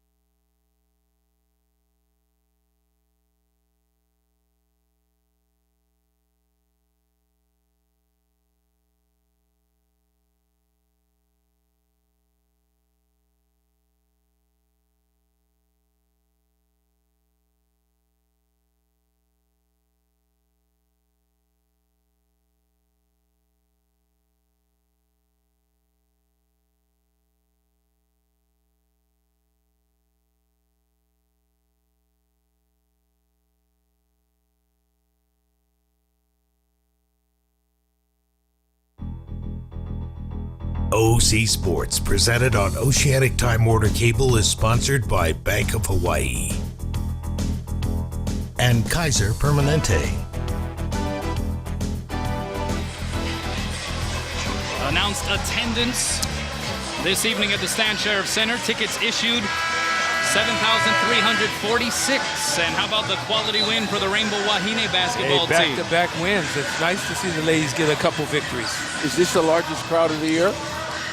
I think that number would be up there. In the Diamond Head Classic, didn't we see a couple? There may have been an 8, maybe? Yeah, maybe an 8. Do we? We'll take a look. We'll take a look. That's a good question. Everybody's getting down, feeling good about the first half. But still 20 minutes remaining. Oh, yeah. And Hawaii will try to protect a 10-point advantage. They go Ostrowski, Johnson, Joaquim, Wiseman, and Thomas. That's the original starting 5. Same goes for New Mexico State. They go with their original first 5. Thomas down low, power move, no. Joaquim taps the rebound to himself. Sat out the majority of that first half with those quick 2 personal fouls. Tough miss by Justin Thomas, but nice job by Vander Joaquim to get an offensive rebound and play under control. And to answer your question, Coach Salito, a little over 8,100 came out for the Diamond Head Classic matchup for Hawaii against Auburn. It's knocked out of bounds, and it will stay here with Hawaii and a fresh 35 for the Rainbow Warriors. 5 minutes, by the way, logged for Vander Joaquim in that first half with those 2 fouls. Coach saved it. Had Davis Rosidis going in there, 9 points, 5 rebounds, but fouled out of the game. Justin Thomas able to get that bucket, and it's a 12-point advantage for Hawaii, but nobody getting back.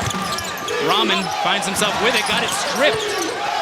Watson, and the Aggies just hanging around the hoop that time. That was just poor defense by Hawaii. They made the basket and came down the floor, and nobody was looking defensively.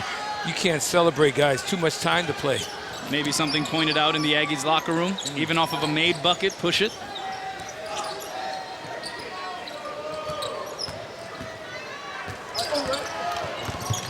That pass goes off of somebody's foot and out of bounds. They'll say it was Thomas's foot. So it belongs to New Mexico State.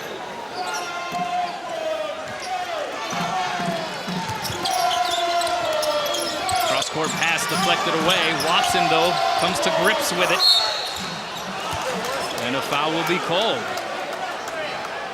It will go against Zane Johnson. That's his 3rd personal foul. What a first half for Zane. 18 points, was 4 of 7 from 3 land. Coming off of the flu. That's why he sat out of that loss against Louisiana Tech Thursday. ISU coach, Zane Johnson just picked up his 3rd. Would it have been better for Zane to have 3 or Vander to have 3? No, that's a tough question. Yeah. That's a tough question. They're both good offensively. I trust Zane a little bit more not to pick up a foul because he'll not play on certain plays because he knows he's needed to shoot the ball. I agree with that. As for foul trouble on the Aggies side, Vanja C has none. Nepawe the only one with 3. So they're doing okay in that regard. Rahman led the way with 12 points for New Mexico State in that first half. Good feed from up top, down low to Wiseman, courtesy Maya Ostrowski. Well, good feed and good assist. And once again, Hawaii, the Rainbow Warriors have got to stop celebrating made baskets. That's the 2nd or 3rd time in this second half we've seen them come down the floor defensively slow. That's unforgivable. That's unforgivable. Freebie dunk for Daniel Mullings. It's back to an 8-point advantage for Hawaii. And a whistle away from the ball, and it's going to go against Trevor Wiseman. That's his first. New Mexico State takes over, and yeah, certainly a more lethargic start to the second half than what we saw to close the first half from Hawaii. Well, coach was yelling from the bench, get back on defense. He was really yelling. Mullings leaves it for Rahman. He has 14 now and showing the power underneath. There are leaks on the inside right now, wouldn't you say? Well, those baskets seem to be coming quite easy, and I don't think that that's a good sign. The Aggies have found some of those angles, some of those entry points, if you will. And now a whistle away from the ball. This time goes against New Mexico State. It'll go against Daniel Mullings, his 2nd. But Daniel Mullings was given the assignment to get into Zane Johnson's pocket and not let Zane get loose. So that's what he's been charged with in the second half. And if you watch him, he's going everywhere Zane goes.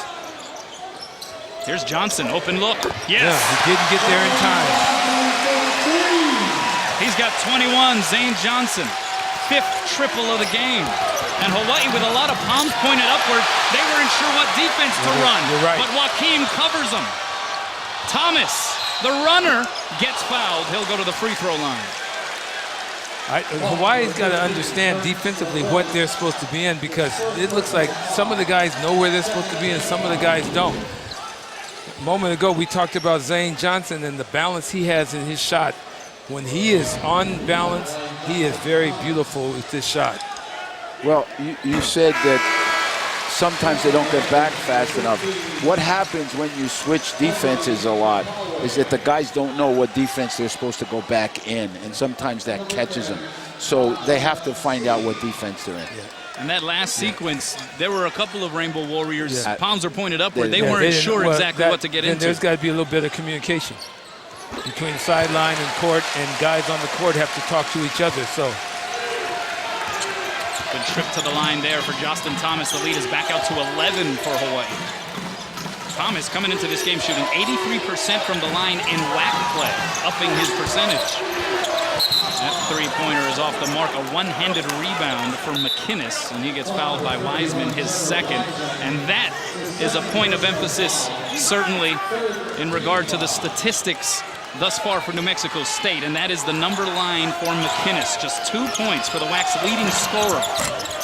That one rims out on him. Tipped up and in, though. You got to give that one to Chalizi Nipawe.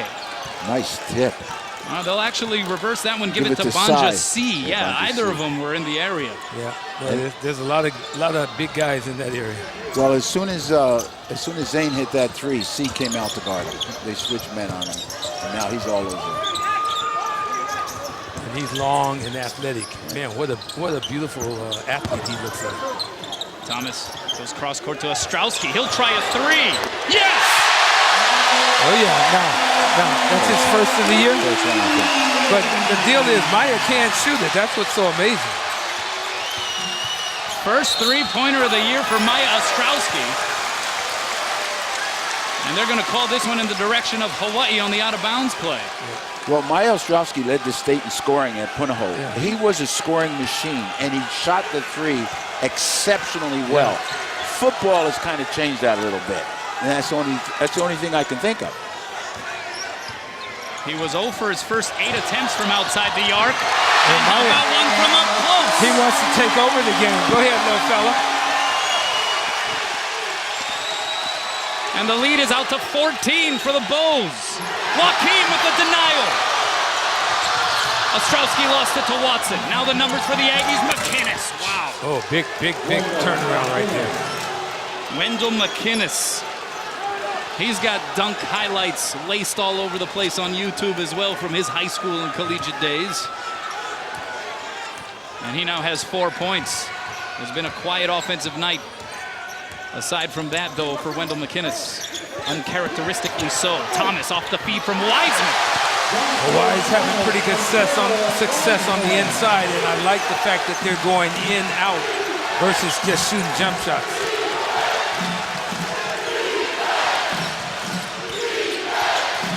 Crowd chants, here's C, good feed underneath.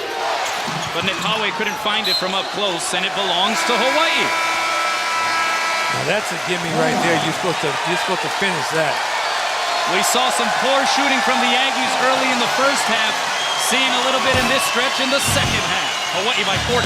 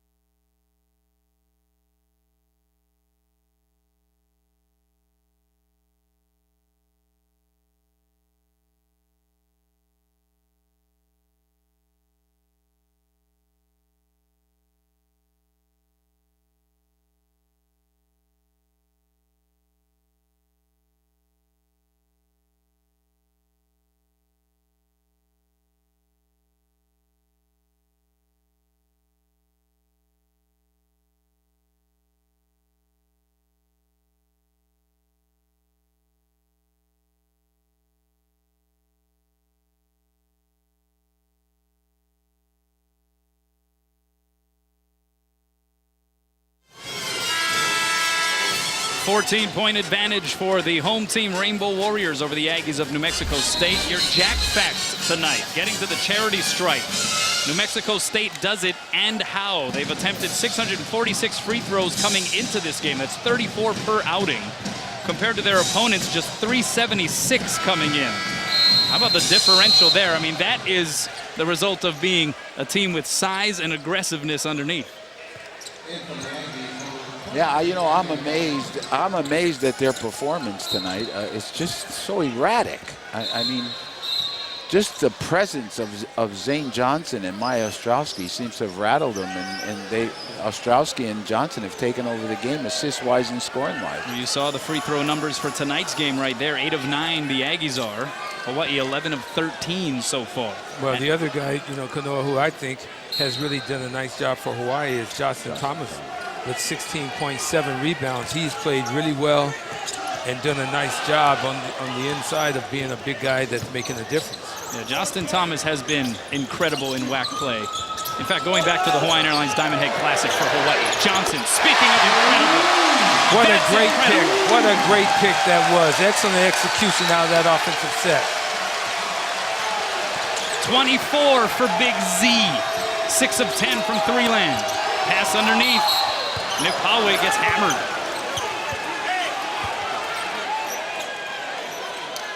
And Nipawe and Joaquim, after colliding on that play, showing a bit of sportsmanship and shaking each other's hands. But here is Maya Ostrowski showing some offense. Usually it's what's Maya's is yours. He's very generous giving the ball away, but a couple of times calling his own number, and I'm sure that's something that the Hawaii fans wouldn't mind seeing more of going forward.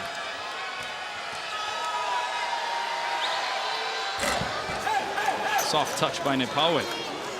Nipawe is a good free throw shooter. I think he made 2 in a row in the first half. It looks like he got nice form, nice rotation on the ball, and the ball seems to go in. Yeah, comes out of his hand soft for a big guy. Yeah, and he is a big guy. He's big. Yeah, he's big. New Mexico State trying to keep pace with Nevada. Nevada beating Fresno State tonight, 74-61. They're 5-0 in the WAC. Aggies coming in 4-0, so they're trying to keep pace. Wiseman, as the Aggies show some pressure. Johnson. Oh, that one almost went deep in, then came back out. Good rebound by Mullings. Watson brings it back out.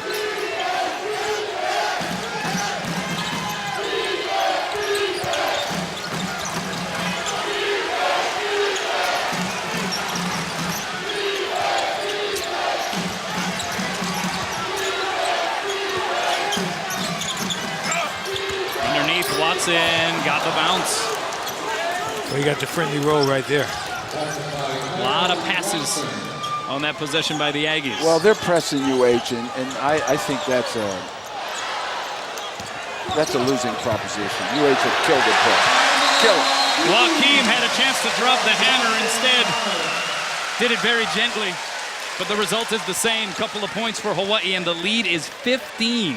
Well, they're extending their defense with a press, and that Hawaii goes through it like it's not even there. And give the assist to Justin Thomas. His line now, guys, 16 points, 5 assists, 7 rebounds. That's pretty impressive.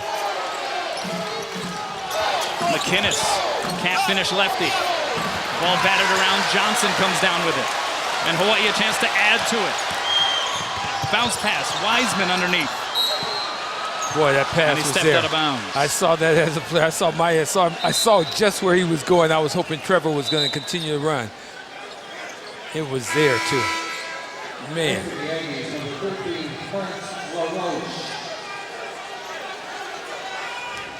There seems to just be a different pace that this Hawaii team buys into when Maya is on the floor. It's not just about his passes in the half-court offense or the break. There's just some kind of free spirit that he brings to this team, right? Well, it's a confidence. That's what it's really, a confidence and comfort level of knowing that you're going to get the ball. The jump hook by Nipawe off the mark. It'll stay here with the Aggies.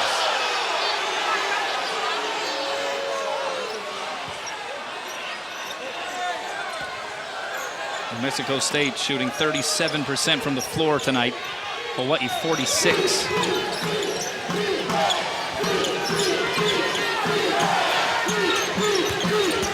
Anjasi drives the lane. This is Mullings from the left side. Sails it over the iron. What a pass. Thomas tried to rock it. He gets fouled.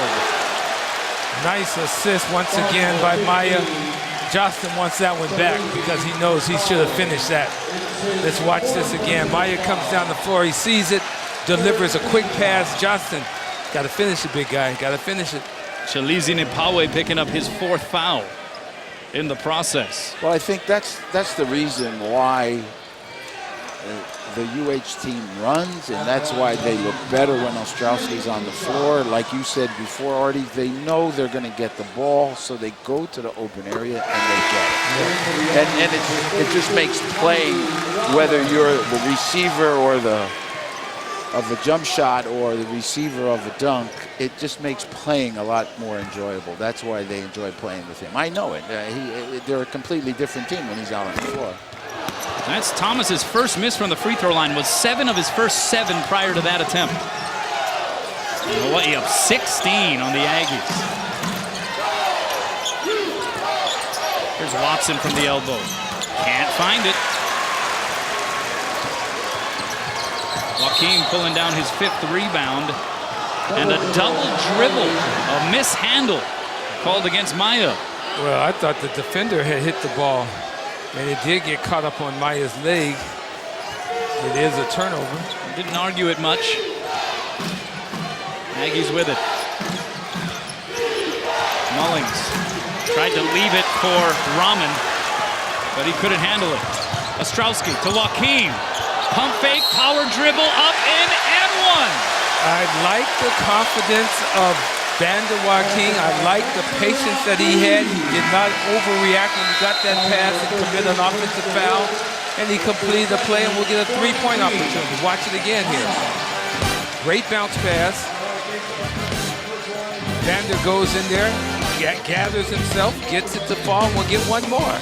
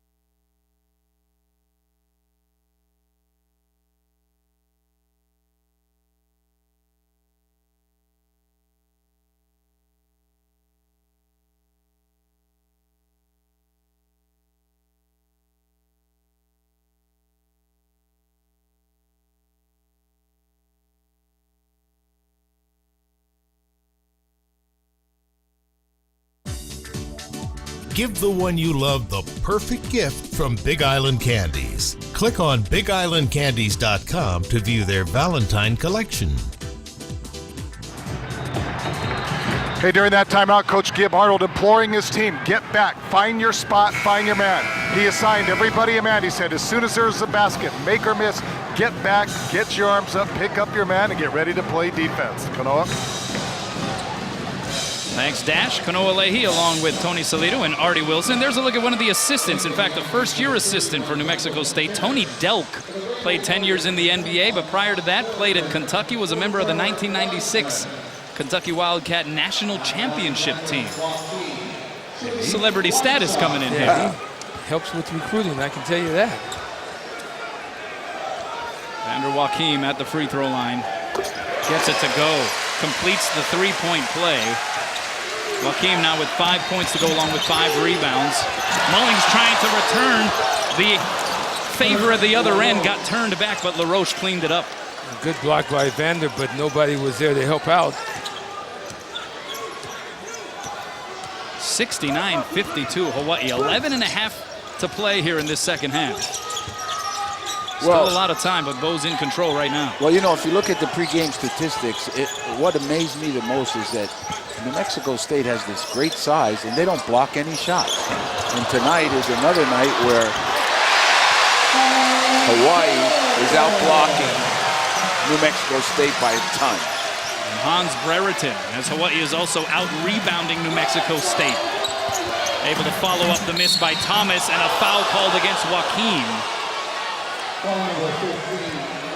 That's his third, and you were talking about it at halftime, Artie. If Joaquim could get into this range prior to picking up his third, that will take some of the pressure off. Absolutely. Now he can play the next 11 minutes. You know, has 2 fouls to give, but he's got to play smart.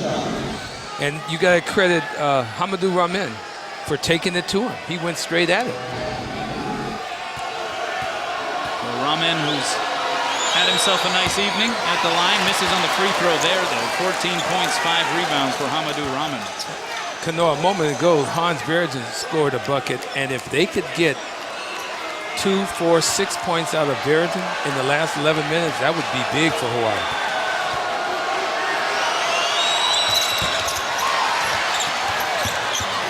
Mad scramble for the loose ball off the miss. Mullings winds up with it and then loses it on the way to the hoop. A steal at midcourt by C. Power move. Mullings draws the contact and the whistle. That's the second foul called against Justin Thomas. Daniel Mullings, just a freshman. You got to like the activity of this young player. He has 4 points, just 1 of 11 from the field, but he has been extremely active. Eventually, those shots will fall on a more consistent basis. And you see Coach Gibb, Arnold, he's not happy because Hawaii turned the basketball over that time when they had a clear advantage. It was going to be a 4-on-2, and they just didn't take care of the basketball.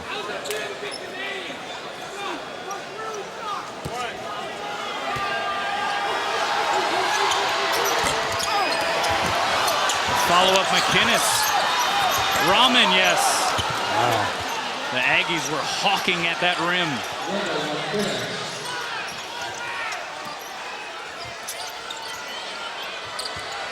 And showing some extended defensive pressure again. Thomas gets it picked. Open floor steal. LaRoche. That gets picked off by Ostrowski, who steps out of bounds. He tried to call the timeout in midair. We talked about that in the opening half. That rule has been changed here. A couple years ago, where players can no longer call timeout while they're sailing out of bounds. That's not considered a position where a player has possession of the basketball. There's another poke away right there.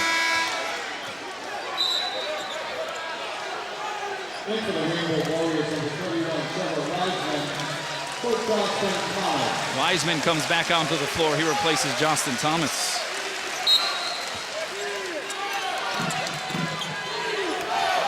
Big possession for New Mexico State. Well, so far, I don't know if you guys have noticed this, but New Mexico State has absolutely no outside shooting. None. Yeah.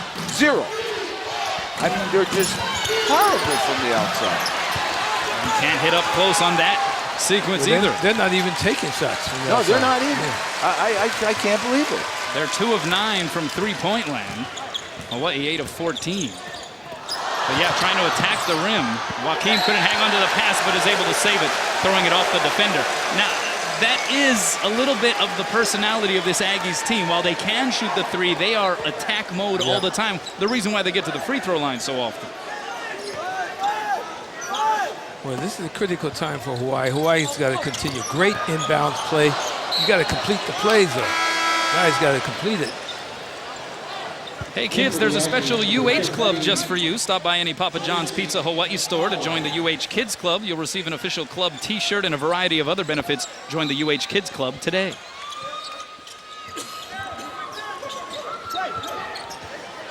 Johnson. Yes. Ooh. His 7th three-pointer. My name is Zane, Mr. Zane Johnson. You can call me Trey. And why not? As this weekend celebrates the 25th anniversary of the inception of the three-point shot in college hoops. Zane says, I want to be spoken about let me be talked about from Hawaii history as maybe one of the best three-point shooters ever. Well, he may be start taking a day off. No, come on, Coach. I told you we need him for two games. I've never seen him shoot like that before. So yeah, but we need him for 2 games, man. He may take a day off once in a while. Okay, you tell Coach Arnold that, okay? No, I know that won't fly. I know that won't. Zane with 7 triples. His career high, if you're wondering, 9 versus UC Davis last season. Ostrowski, that bounce pass deflected into the hands of Joaquim. 8 on the shot clock.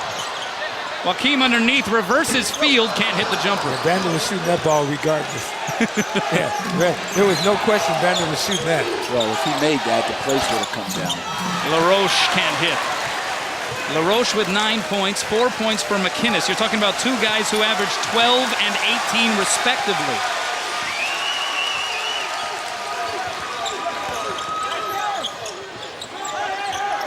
Johnson, why not? That one off the mark. The follow-up no good. Good work underneath by the Hawaii rebounders, but it's saved into the hands of LaRoche. Stolen by Ostrowski. This time, he'll be granted a timeout as he stayed inbound. Did he look like a receiver just making a reception or a defensive back interception? As the replay will show, both feet were inbound. I hear you. Yeah.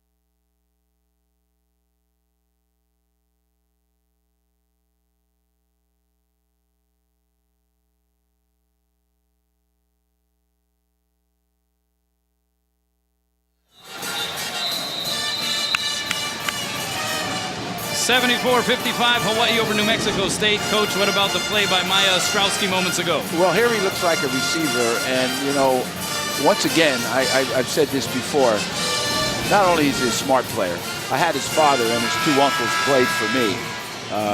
I reluctantly say he might be better than they were, but it's a close race. I don't know about that. I know one thing for sure. I know one thing for sure. He's quicker. He's a better football player. He's quicker. He's quicker. He's quicker.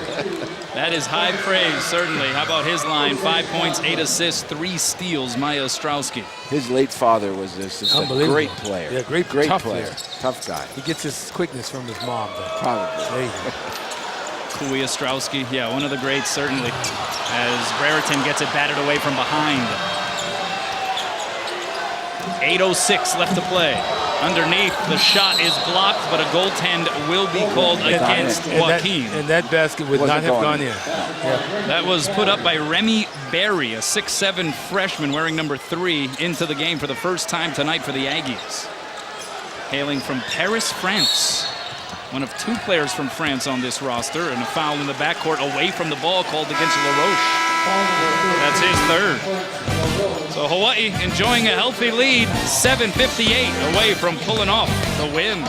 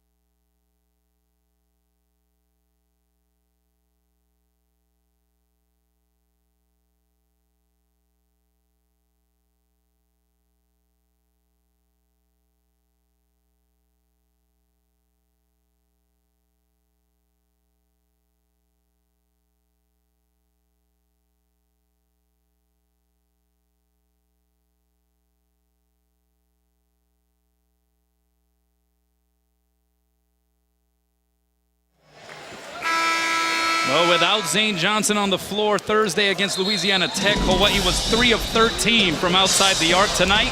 The Rainbow Warriors are 9 of 16, thanks to 7 triples put in by Zane Johnson. We talked about this year celebrating the 25th anniversary of the inception of the three-point line. It has absolutely changed the game and the history of basketball, and tonight we're seeing it in full effect for the Rainbow Warriors. Well, I think what's happened, we mentioned this before, youngsters growing up today shoot the three-point shot all the time, starting from when they're 12. It's amazing how they run to that line to shoot. Zane Johnson entering the game 5th on the all-time career list in three-pointers made at UH. Do you guys know who's number 1? Yes, I do. Jenkins from Vanderbilt. Number 1 at UH. Oh, number 1 at UH. I thought you meant number 1 in the nation. He's made 71 threes, Jenkins from Vanderbilt. And Zane Johnson's not too far behind him. Not after tonight, especially. Wiseman from the corner can't add to the three-point total. Joaquin wrestles away the board, though.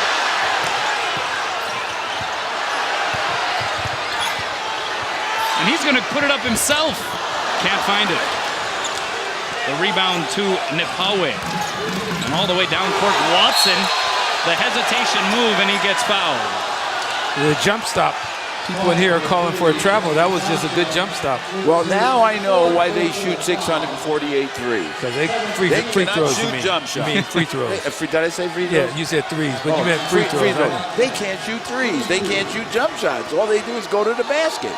So what UH has done is closed off their drives to the basket, and it's left them really vulnerable by staying in that zone in the beginning of the game. Fourth foul against Zane. I think it took them out of their flow. Now, you didn't answer my question, guys. Number 1 all-time three-pointers made at UH. I know it. You know who told me? At Kanoa UH Leahy. now. But I don't remember it. Artie, any guesses? Number 1 all-time. English. There have been some good ones. Carl English? No. Good guess, though. Good guess, though. Good guess. I should know this. I think so. The mind is going, man. I'll give you a few more moments. Okay, give me a few moments to think about it.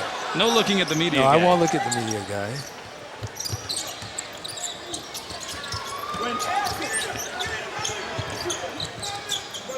Johnson with 27 tonight. Thomas backing him up with 17. Well, UH is going to slow the game down now. 7 on the shot clock. Definitely going to slow the game down. Thomas loses it out of bounds. Just as valuable in some instances to take that kind of time off the clock, even if you don't come back with a basket, but you got to get back on D. The freshman, Remy Barry, can't hit. Wiseman able to control the rebound. They can't shoot. Johnson ahead of the pack. Leaves it for Joaquin. Double pump. Gets fouled from behind.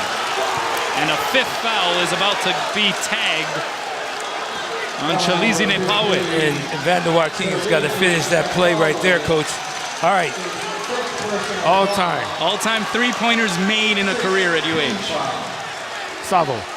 Savo is correct. Predrag Savovic, who in his career had 178 threes. But Zane Johnson is flying up the ranks. He has 7 tonight, so he has now 157 total. So he's closing in. He's only 21 away from tying Savo. He'll get it. He'll be the all-time. Savo had a good career in Europe, too, playing basketball. Played pro ball for a long time in Europe. He was a heck of a player. He was a heck of a player. Liked him. Nice guy, too. He competed, boy. He was tough. Joaquin misses the free throw. Bonjassi back on the floor for the Aggies. All right, what about this final 6-19? You're up 16. What is Hawaii trying to make sure that it does here to not let this one slip away? No, I have no problem with the approach that coach is going to take. He's going to run the clock down. He's going to get a good shot in the last 10 seconds, and he's going to make sure the time goes by. Absolutely. But you got to keep playing, don't you, Coach? No, you got to keep playing. Yeah, He'll play.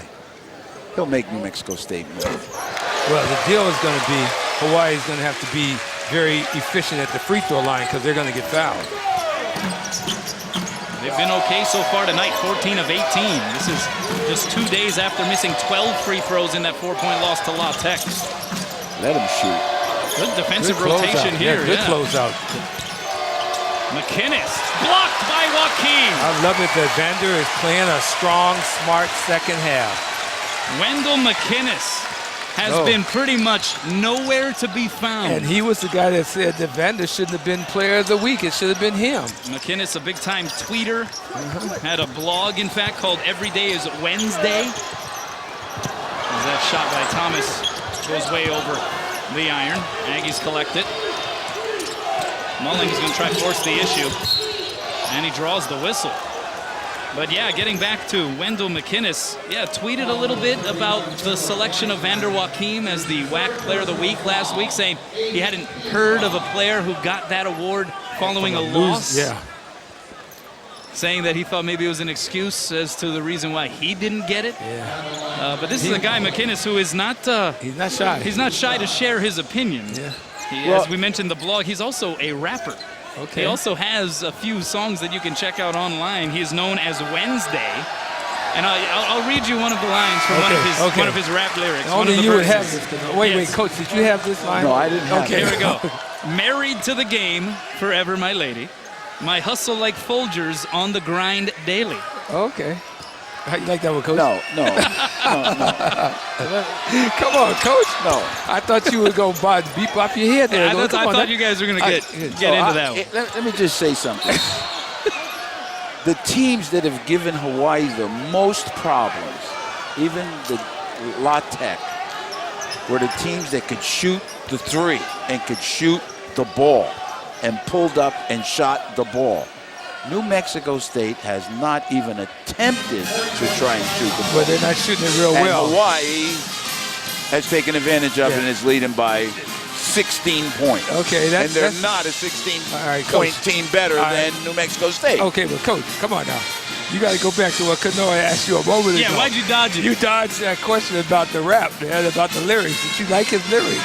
What was that on? You told me he was using his. It was on his Twitter. His rap name is Wednesday. And that was on. He tweeted that. Wait, give it to him again. I don't even know what that is. Coach, hold on. Check it out now, Coach. All right, here we go. Wendell McKinnis, a.k.a. Wednesday. Yeah. One of the lyrics from his verses, married to the game, forever my lady, my hustle like Folgers on the grind daily. How you like that one, Coach? I understand it.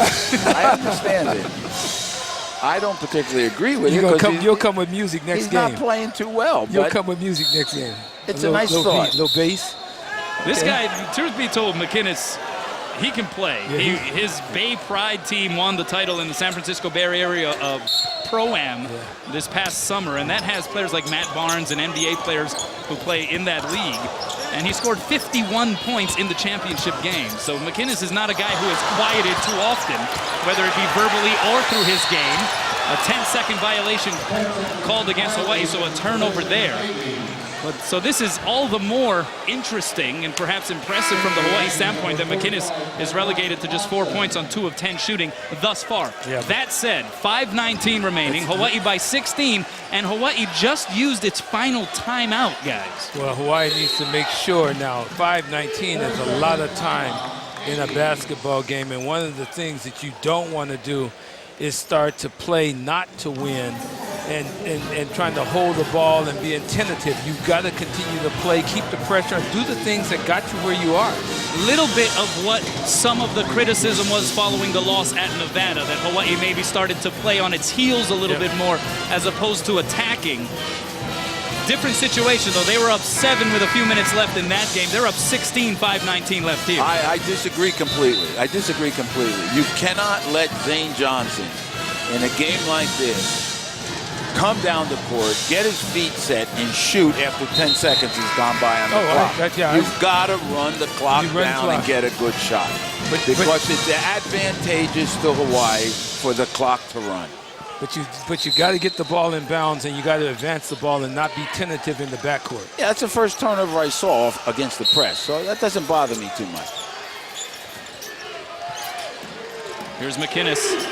Good pump fake. Rises up, does not get the roll, but right there to tap it in is the freshman Mullings. He's been everywhere. And here's another steal. At least for a moment, Wiseman able to get his hands back on it, so they draw the tie-up. Possession arrow belongs to New Mexico State, so it works the same as a steal. The Aggies taking it over. Once again, Hawaii's got to get back And offensively, get into their sets against the press and get the ball into the right guy's hands. Yeah, but New Mexico State now is completely denying Ostrowski the ball. Completely. They won't let him go near the ball, and that's what's hurting University of Hawaii. And remember, Hawaii, no timeouts remaining. They used their final timeout about a minute ago. So this is by no means an open and shut case the rest of the way. 5:02 left. There's a lot of basketball to be played. I'll say, I saw a team lose today in the last second with 1 second on the clock. 1 second. C, the jumper. Yes, and it's down to 12. Timeout called by the Aggies. So Coach Menzies will talk things over with his crew. Yeah, that helps UH a lot when they call timeout, because now, even though they don't have any, that's like giving them one. So now Coach will go over a few things, and hopefully they'll perform better. What has been the difference the last couple of times on this pressure that we've seen from New Mexico State and why it's caused Hawaii so much problem? I think, I don't know what Artie's going to say, but my opinion is they've taken Ostrowski out of the equation. They just face guard him and they deny him the ball, and the other guys can't handle it. Yeah, and they're not handling the ball, and guys are tentative when they get the ball because they're looking for Maya. They've got to come out and be aggressive, get it over the line. Hawaii, 12 second half turnovers. I mean, they played a great first half, did turn the ball over. We talked about how wonderful they were taking care of the basketball. Second half now, 12 turnovers and a half. And it's a 12-point ball game, 4:56 to go. There's still a lot of time left in this game. What about the option, perhaps, of putting Shaquille Stokes on the floor in addition to Maya Ostrowski for ball handling purposes? I think that's a great idea. Great idea. Wiseman almost loses it again. They got to get it across the timeline. Ostrowski able to do so successfully. Take it back out and take some time now. This is what they'll do. And that gets an applause, although lightly, from the fans. Once he gets his hands on the ball, then UH is in good shape. Wiseman picks up his dribble. Here's Ostrowski. 9 seconds on the shot clock. Now they want to get a quality look at it. Here's Thomas, 3 seconds on the shot clock. Long three, and that bricked up against the iron. Chance for New Mexico State to cut it to 10 and or double digits. And a foul on the perimeter called against Ostrowski. 9th team foul, and that will send LaRoche to the line to shoot 1-on-1. Wow, that's very, very, it was he lost the ball before he got fouled. That's a sensitive foul. Didn't look like much, sure. LaRoche earns another try. You know, I don't want to say this because I have never in my career said bad things about officials, but that particular official, I don't think he's doing a good job today. He's made 3 or 4 bad calls that I've watched myself. All right, Coach. All right, Coach. We mentioned Shaquille Stokes is in the ball game. We mentioned that option. He's out there. Here's Ostrowski, tightrope walking the sideline. And they're going to call a foul against Ernst LaRoche. The New Mexico State coaching staff thought for a moment that Ostrowski had stepped out of bounds. They were cheering, but instead it'll be Ostrowski going to the free throw line, as that is the 7th team foul for New Mexico State. Now Hawaii trying to obviously here going forward perhaps win it from the line. They have not had a field goal, Artie, in the last 9:39. Wow. Free throws are going to be important. I said it a moment ago, and Maya confidently goes up there and knocks that front end down. The deal is you're going to have to shoot free throws if you're the University of Hawaii, and everybody that's on the floor better be prepared because they're going to get fouled. I should say that was their last field goal came at 9:39 left in this second half, so about 5 minutes. Yeah. Maya's taking a break. You better give him only a few seconds, huh, Coach? Wow. Only a few seconds. That takes a lot of guts to do that. I'd give him a few. Give him oxygen. Get him back in a hurry. A couple of big free throws there. Here's LaRoche. Got stripped by Jefferson. The follow-up by Watson. No. Batted around. Joaquin tears it down. Somebody got to go help him. He gets fouled. That's a bit of a bailout there. Ooh, thank goodness he got fouled because there would have been a 10-second violation. Watson called for the whistle. Hawaii trying to hang on to a 12-point lead. Under 4 minutes to play.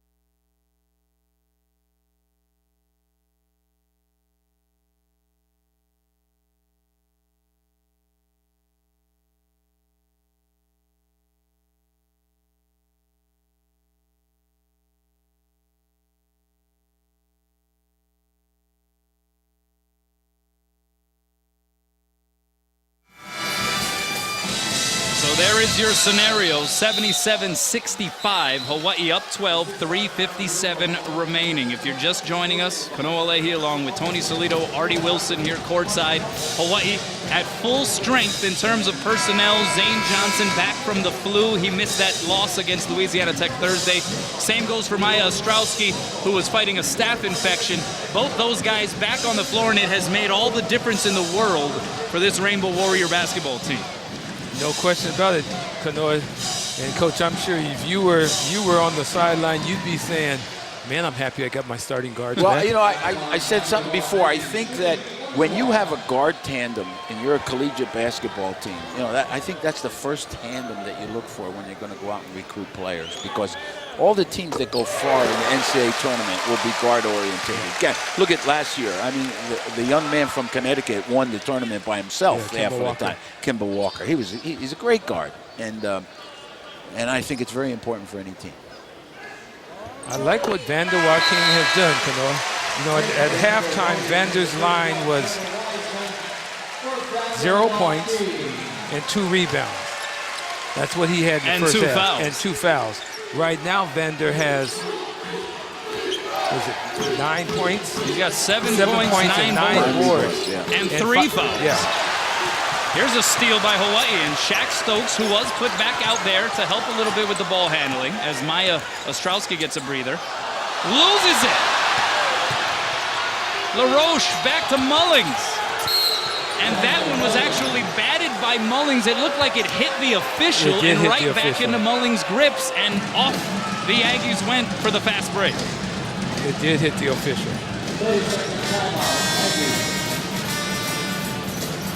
Well, you were talking about Vander Joachim. Nice job blocking the shot, finishing right here. What I like about Vander, he's played under control. That was a very nice play to catch that pass in transition and not travel or have a turnover. Well, what I like about Vander is that it's been him against in the second half, the bigger guys from New Mexico State, and he has more than held his own, rebounding and defensively. He's done a terrific job in the second half, and he's only committed 1 foul.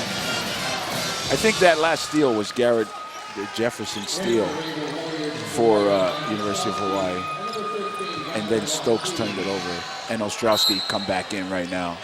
So Stokes and Ostrowski on the floor. Johnson looking to inbound. He goes end pass to Stokes, who finishes the lane. I love it that Shaquille Stokes confident enough to go on and take that shot.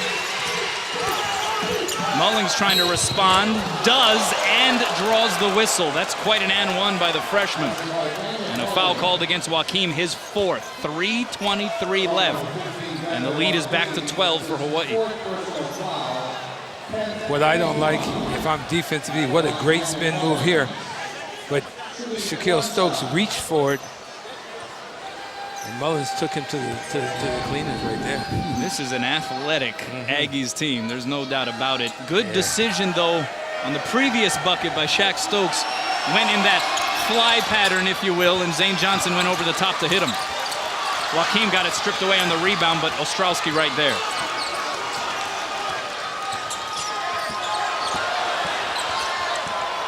And Hawaii will try to sponge up some of the time again on this possession, but Ostrowski had the lead. He's too quick for him.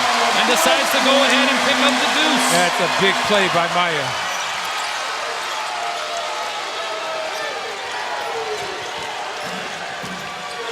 Now, New Mexico State. McInnes for 3, rattles it home. Wednesday, knocked that down.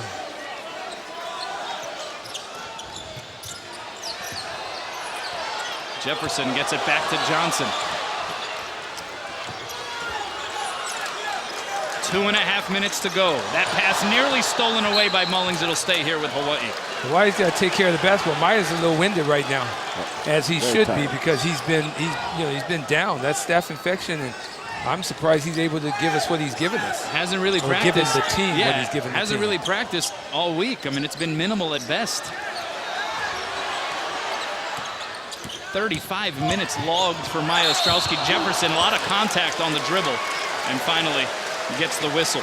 It's 16 seconds to go on the shot clock, Coach. Would you be one of the guys to take a little more air out of the ball? Well, you know, in the case of a new player, in the case of young players like Stokes just went to the basket right there and scored, and now Garrett is going to the free throw line. You know, you'd like him to take more time, but sometimes, you know, it's like when a guy takes a three-point shot, you go, no, don't do it. Nice shot, you made it. That's exactly what it's like. Yeah. Now he hits the free throws. Come on. He shot that with so much come on. confidence. I'd be dying of a heart attack. Yeah, that's a good deal. I call that. Great shot, Garrett. There you see the stat. Garrett Jefferson. And, gets the bocce. Oh, was 3 of his first 3. Should have never put that stat line out there, huh? And Hawaii's in his own. Here's Mullings. Wow, got airborne, couldn't finish at the rim. McInnis cleans it up. And the deficit is back to 10. So the Aggies just sort of lingering and hanging around, but the clock is ticking. The time is running out for New Mexico State. Yeah, it's running out, but there's still a lot of time. 2:08. A lot can happen in the game of basketball at 2:08. Hawaii's got to get the ball inbounds, got to get it down the floor first and foremost. Coach, last timeout taken by New Mexico State, so no timeouts remaining for either side. I have always thought that a timeout is an extremely valuable weapon, and I never like to call timeouts just to be calling timeouts. I called my 30-second timeout because you have to or lose, use it or lose it. But I think having a timeout right now in the last couple minutes of the game is very, very critical. Very critical.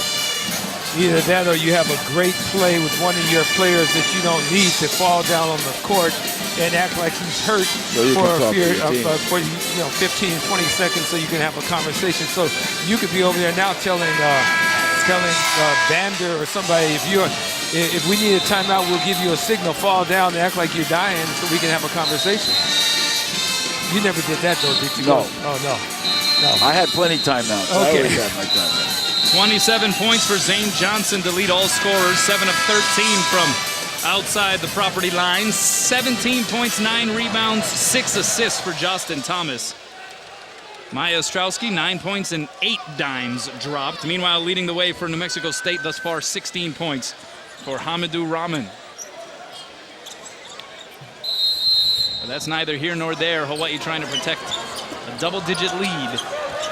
They've had a little bit of difficulty with this New Mexico State pressure in the second half. Here's Stokes, walks with it, and the Aggies take over.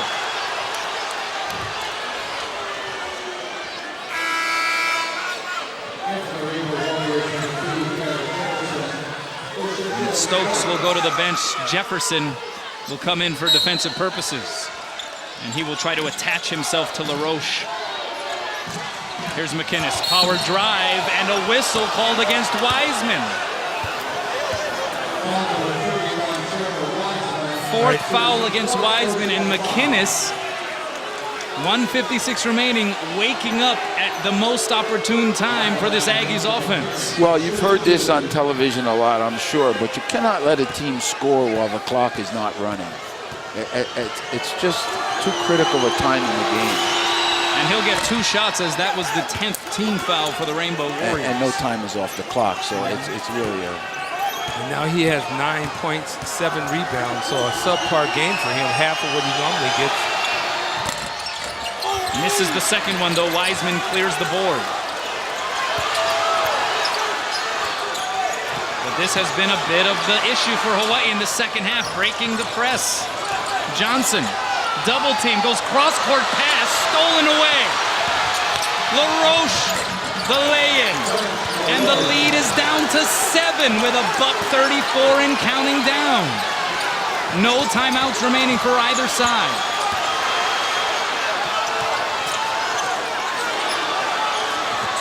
Ostrowski ahead to Johnson, just gets past the defender. Johnson lay-in, yes.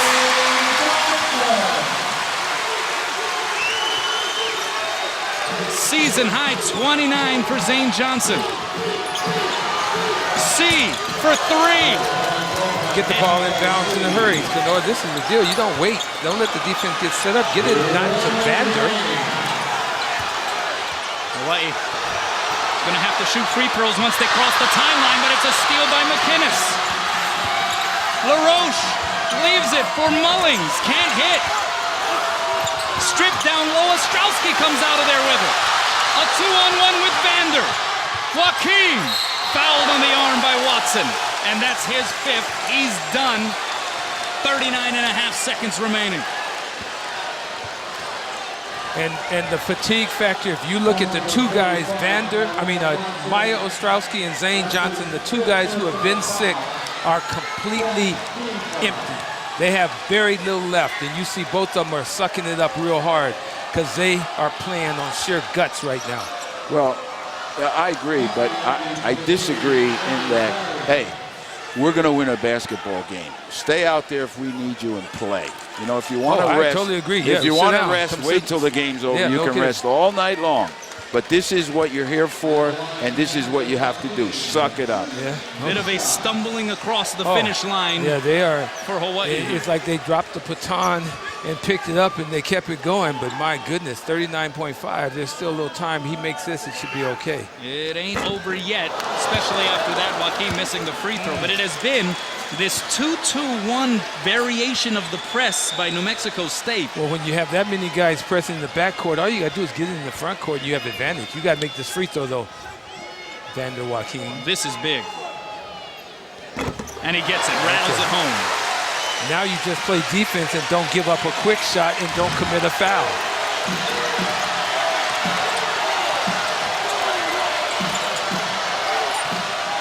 Here's C, hit one just a moment ago, gets the bounce. Aggies within 4. 25 seconds to play. Johnson, ahead it goes to Joaquin, fouled by Berry. Boy, I tell you what, that's a pretty good catch by Vander Joaquin because I'm not sure I'd want that pass to be thrown to him. I see Coach over here sitting down. Coach, take it easy. Hey, Kanoa, work him out, man. Coach, take it easy. This is reminiscent of the tortoise and the hare, where Hawaii was so far out in front. But as time went on, maybe it's starting to ease up a tad. Fatigue kicking in certainly for these Rainbow Warriors, but that tortoise starting to catch up. Well, Vander Joaquin, after not having any production in the first half, now has 10 points and 10 rebounds, and I think he has been incredible for the second half. Double-double performance for Vander Joaquin. And where has Justin Thomas been? Yeah, Thomas has been out of the game for some time now.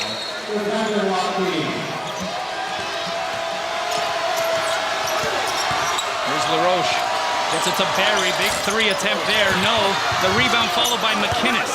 11.6 on the clock. It's a 4-point differential. See, without your timeout, you have no weapon at all. None. You're just completely hopeless. Well, now, Trevor needs to make sure he runs that baseline to get a good angle to throw the ball in. Gets it into Shaq Stokes, who will be fouled immediately. So here goes the freshman Shaquille Stokes to the line. He's a 70% plus free throw shooter, though, isn't and he? he's usually a guy that doesn't mind taking the shots and going to the line. You a New York kid, fearless. 79% free throw shooter, Good, Shaq bad, or Stokes. indifferent, they're fearless, boy. Yeah. Out of Lincoln High School, was the New York City Player of the Year. So a resume that is similar to that of guys like Stephon Marbury, Sebastian Telfair, Lance Stevenson, and he knocks down the first one, no problem. I just like the fact that the young guy will go to the line and shoot with such confidence. Fearless. I love it. Those New York City kids. Fearless. 10.6. Hawaii trying to just hang on here. Aggies need a 3. LaRoche will try to supply it. The follow-up, no. The follow-up, McInnis, yes. 1 second on the clock. And Hawaii just needs to inbound this one. It's knocked out of bounds, so even that, to run off the final second, was a bit of an assignment. Wow. But the crowd rises as Hawaii will do it. There's the horn. Wow, what a great victory for Hawaii, huh? like a couple of exhausted marathon runners crawling, scratching their way across the finish line. Hawaii able to just edge out New Mexico State, but Hawaii ultimately pulls off what will no doubt be considered a Western Athletic Conference upset here tonight. I think it was an excellent job for Hawaii, and I give a lot of credit to Vander Joaquin, because I thought he could have gone in the tank and not played well in the second half. He was really a factor in the ball game, blocking shots, being big on the inside, and scoring and rebounding. I really like that. I really like Vander, and I think he did a terrific job. But I'll go back to what I said before, and I think that I've heard it so many times. Your guards are really the ones who set the tempo and win games for you. They pass it to the big men, they hit the outside shot, and our guards did exactly that. Ostrowski and Zane Johnson were absolutely terrific. And who would have ever Absolutely thought they correct. could have been as strong as they were tonight after being After down being with sick. injuries and sickness? Season high 29 for Zane Johnson, a victory for Hawaii. Dash is with the coach, Gib Arnold. Take it away. Ronnie Kanoa, thank you very much. It was a little too tense down the stretch, but what an incredibly huge win for this team tonight. Yeah, that's a great win for us. It's a great win. It's a great win. And at the end they did a great job pressing, and we were tired and turning it over. But you know what? We had enough to end that game, and we won it. And I can't take that away. So I'm so proud of this group. Proud of Zane and Shaq Maya for coming back from injury. I'm proud of Big Davis for coming in there and playing when Vander was in foul trouble. It was a great win for UH tonight. Vander with a double-double in the second half. How big is this for this team now that you get to go on the road with this Mo on your back? Yeah, we needed it. We played great at Nevada, and I thought we played for the most part pretty good the other night, but couldn't finish. Didn't step up when we needed to, but tonight we stepped up. We got a big lead, and we coasted to a victory, but it's a victory. I don't care if it's ugly, pretty, sweet, by 2 or 20. It's a win. We're taking it. And you always tip your hat to the crowd at the end. This was a great crowd. Yeah, it was a great crowd tonight. Great crowd. I just wanted to keep them around a little longer because I saw some guys leaving when we were up 18. I didn't like that, so we decided to mess them up with a little bit. Yeah, good job, Coach. Way to go. Congratulations. By the way, the Bows are going to be signing autographs up in the rotunda, so a good night for that. Back to you, Kanoa. Thanks a lot, Dash. Bank of Hawaii presenting the players of the game. Vanja C, 17 points, 10 rebounds, and a double-double performance. But Zane Johnson, coming back from the flu, goes for 29, a season high, 7 of 13 from the land of 3. And Gib Arnold said it, and I think said it best. A great win, no doubt, for this University of Hawaii Rainbow Warrior Basketball Club, snapping a 2-game losing streak, bouncing back from what was a surprising, some would say embarrassing loss on their home floor to Louisiana Tech, even though they were shorthanded. They also snapped New Mexico State's 6-game win streak. Well, 1 or 20, it's a great win. 91-87 your final. Hawaii improving to 11-8 on the season, 3-2 in the WAC, 9-3 with Maya Ostrowski in the lineup. New Mexico State falls to 14-6. Its first WAC loss of the season. We'll have more from the post-game show with Dash and Artie after this. For the coach, Tony Salido, I'm Kanoa Leahy. That'll do it for us here courtside. We'll see you next time, everybody. Aloha.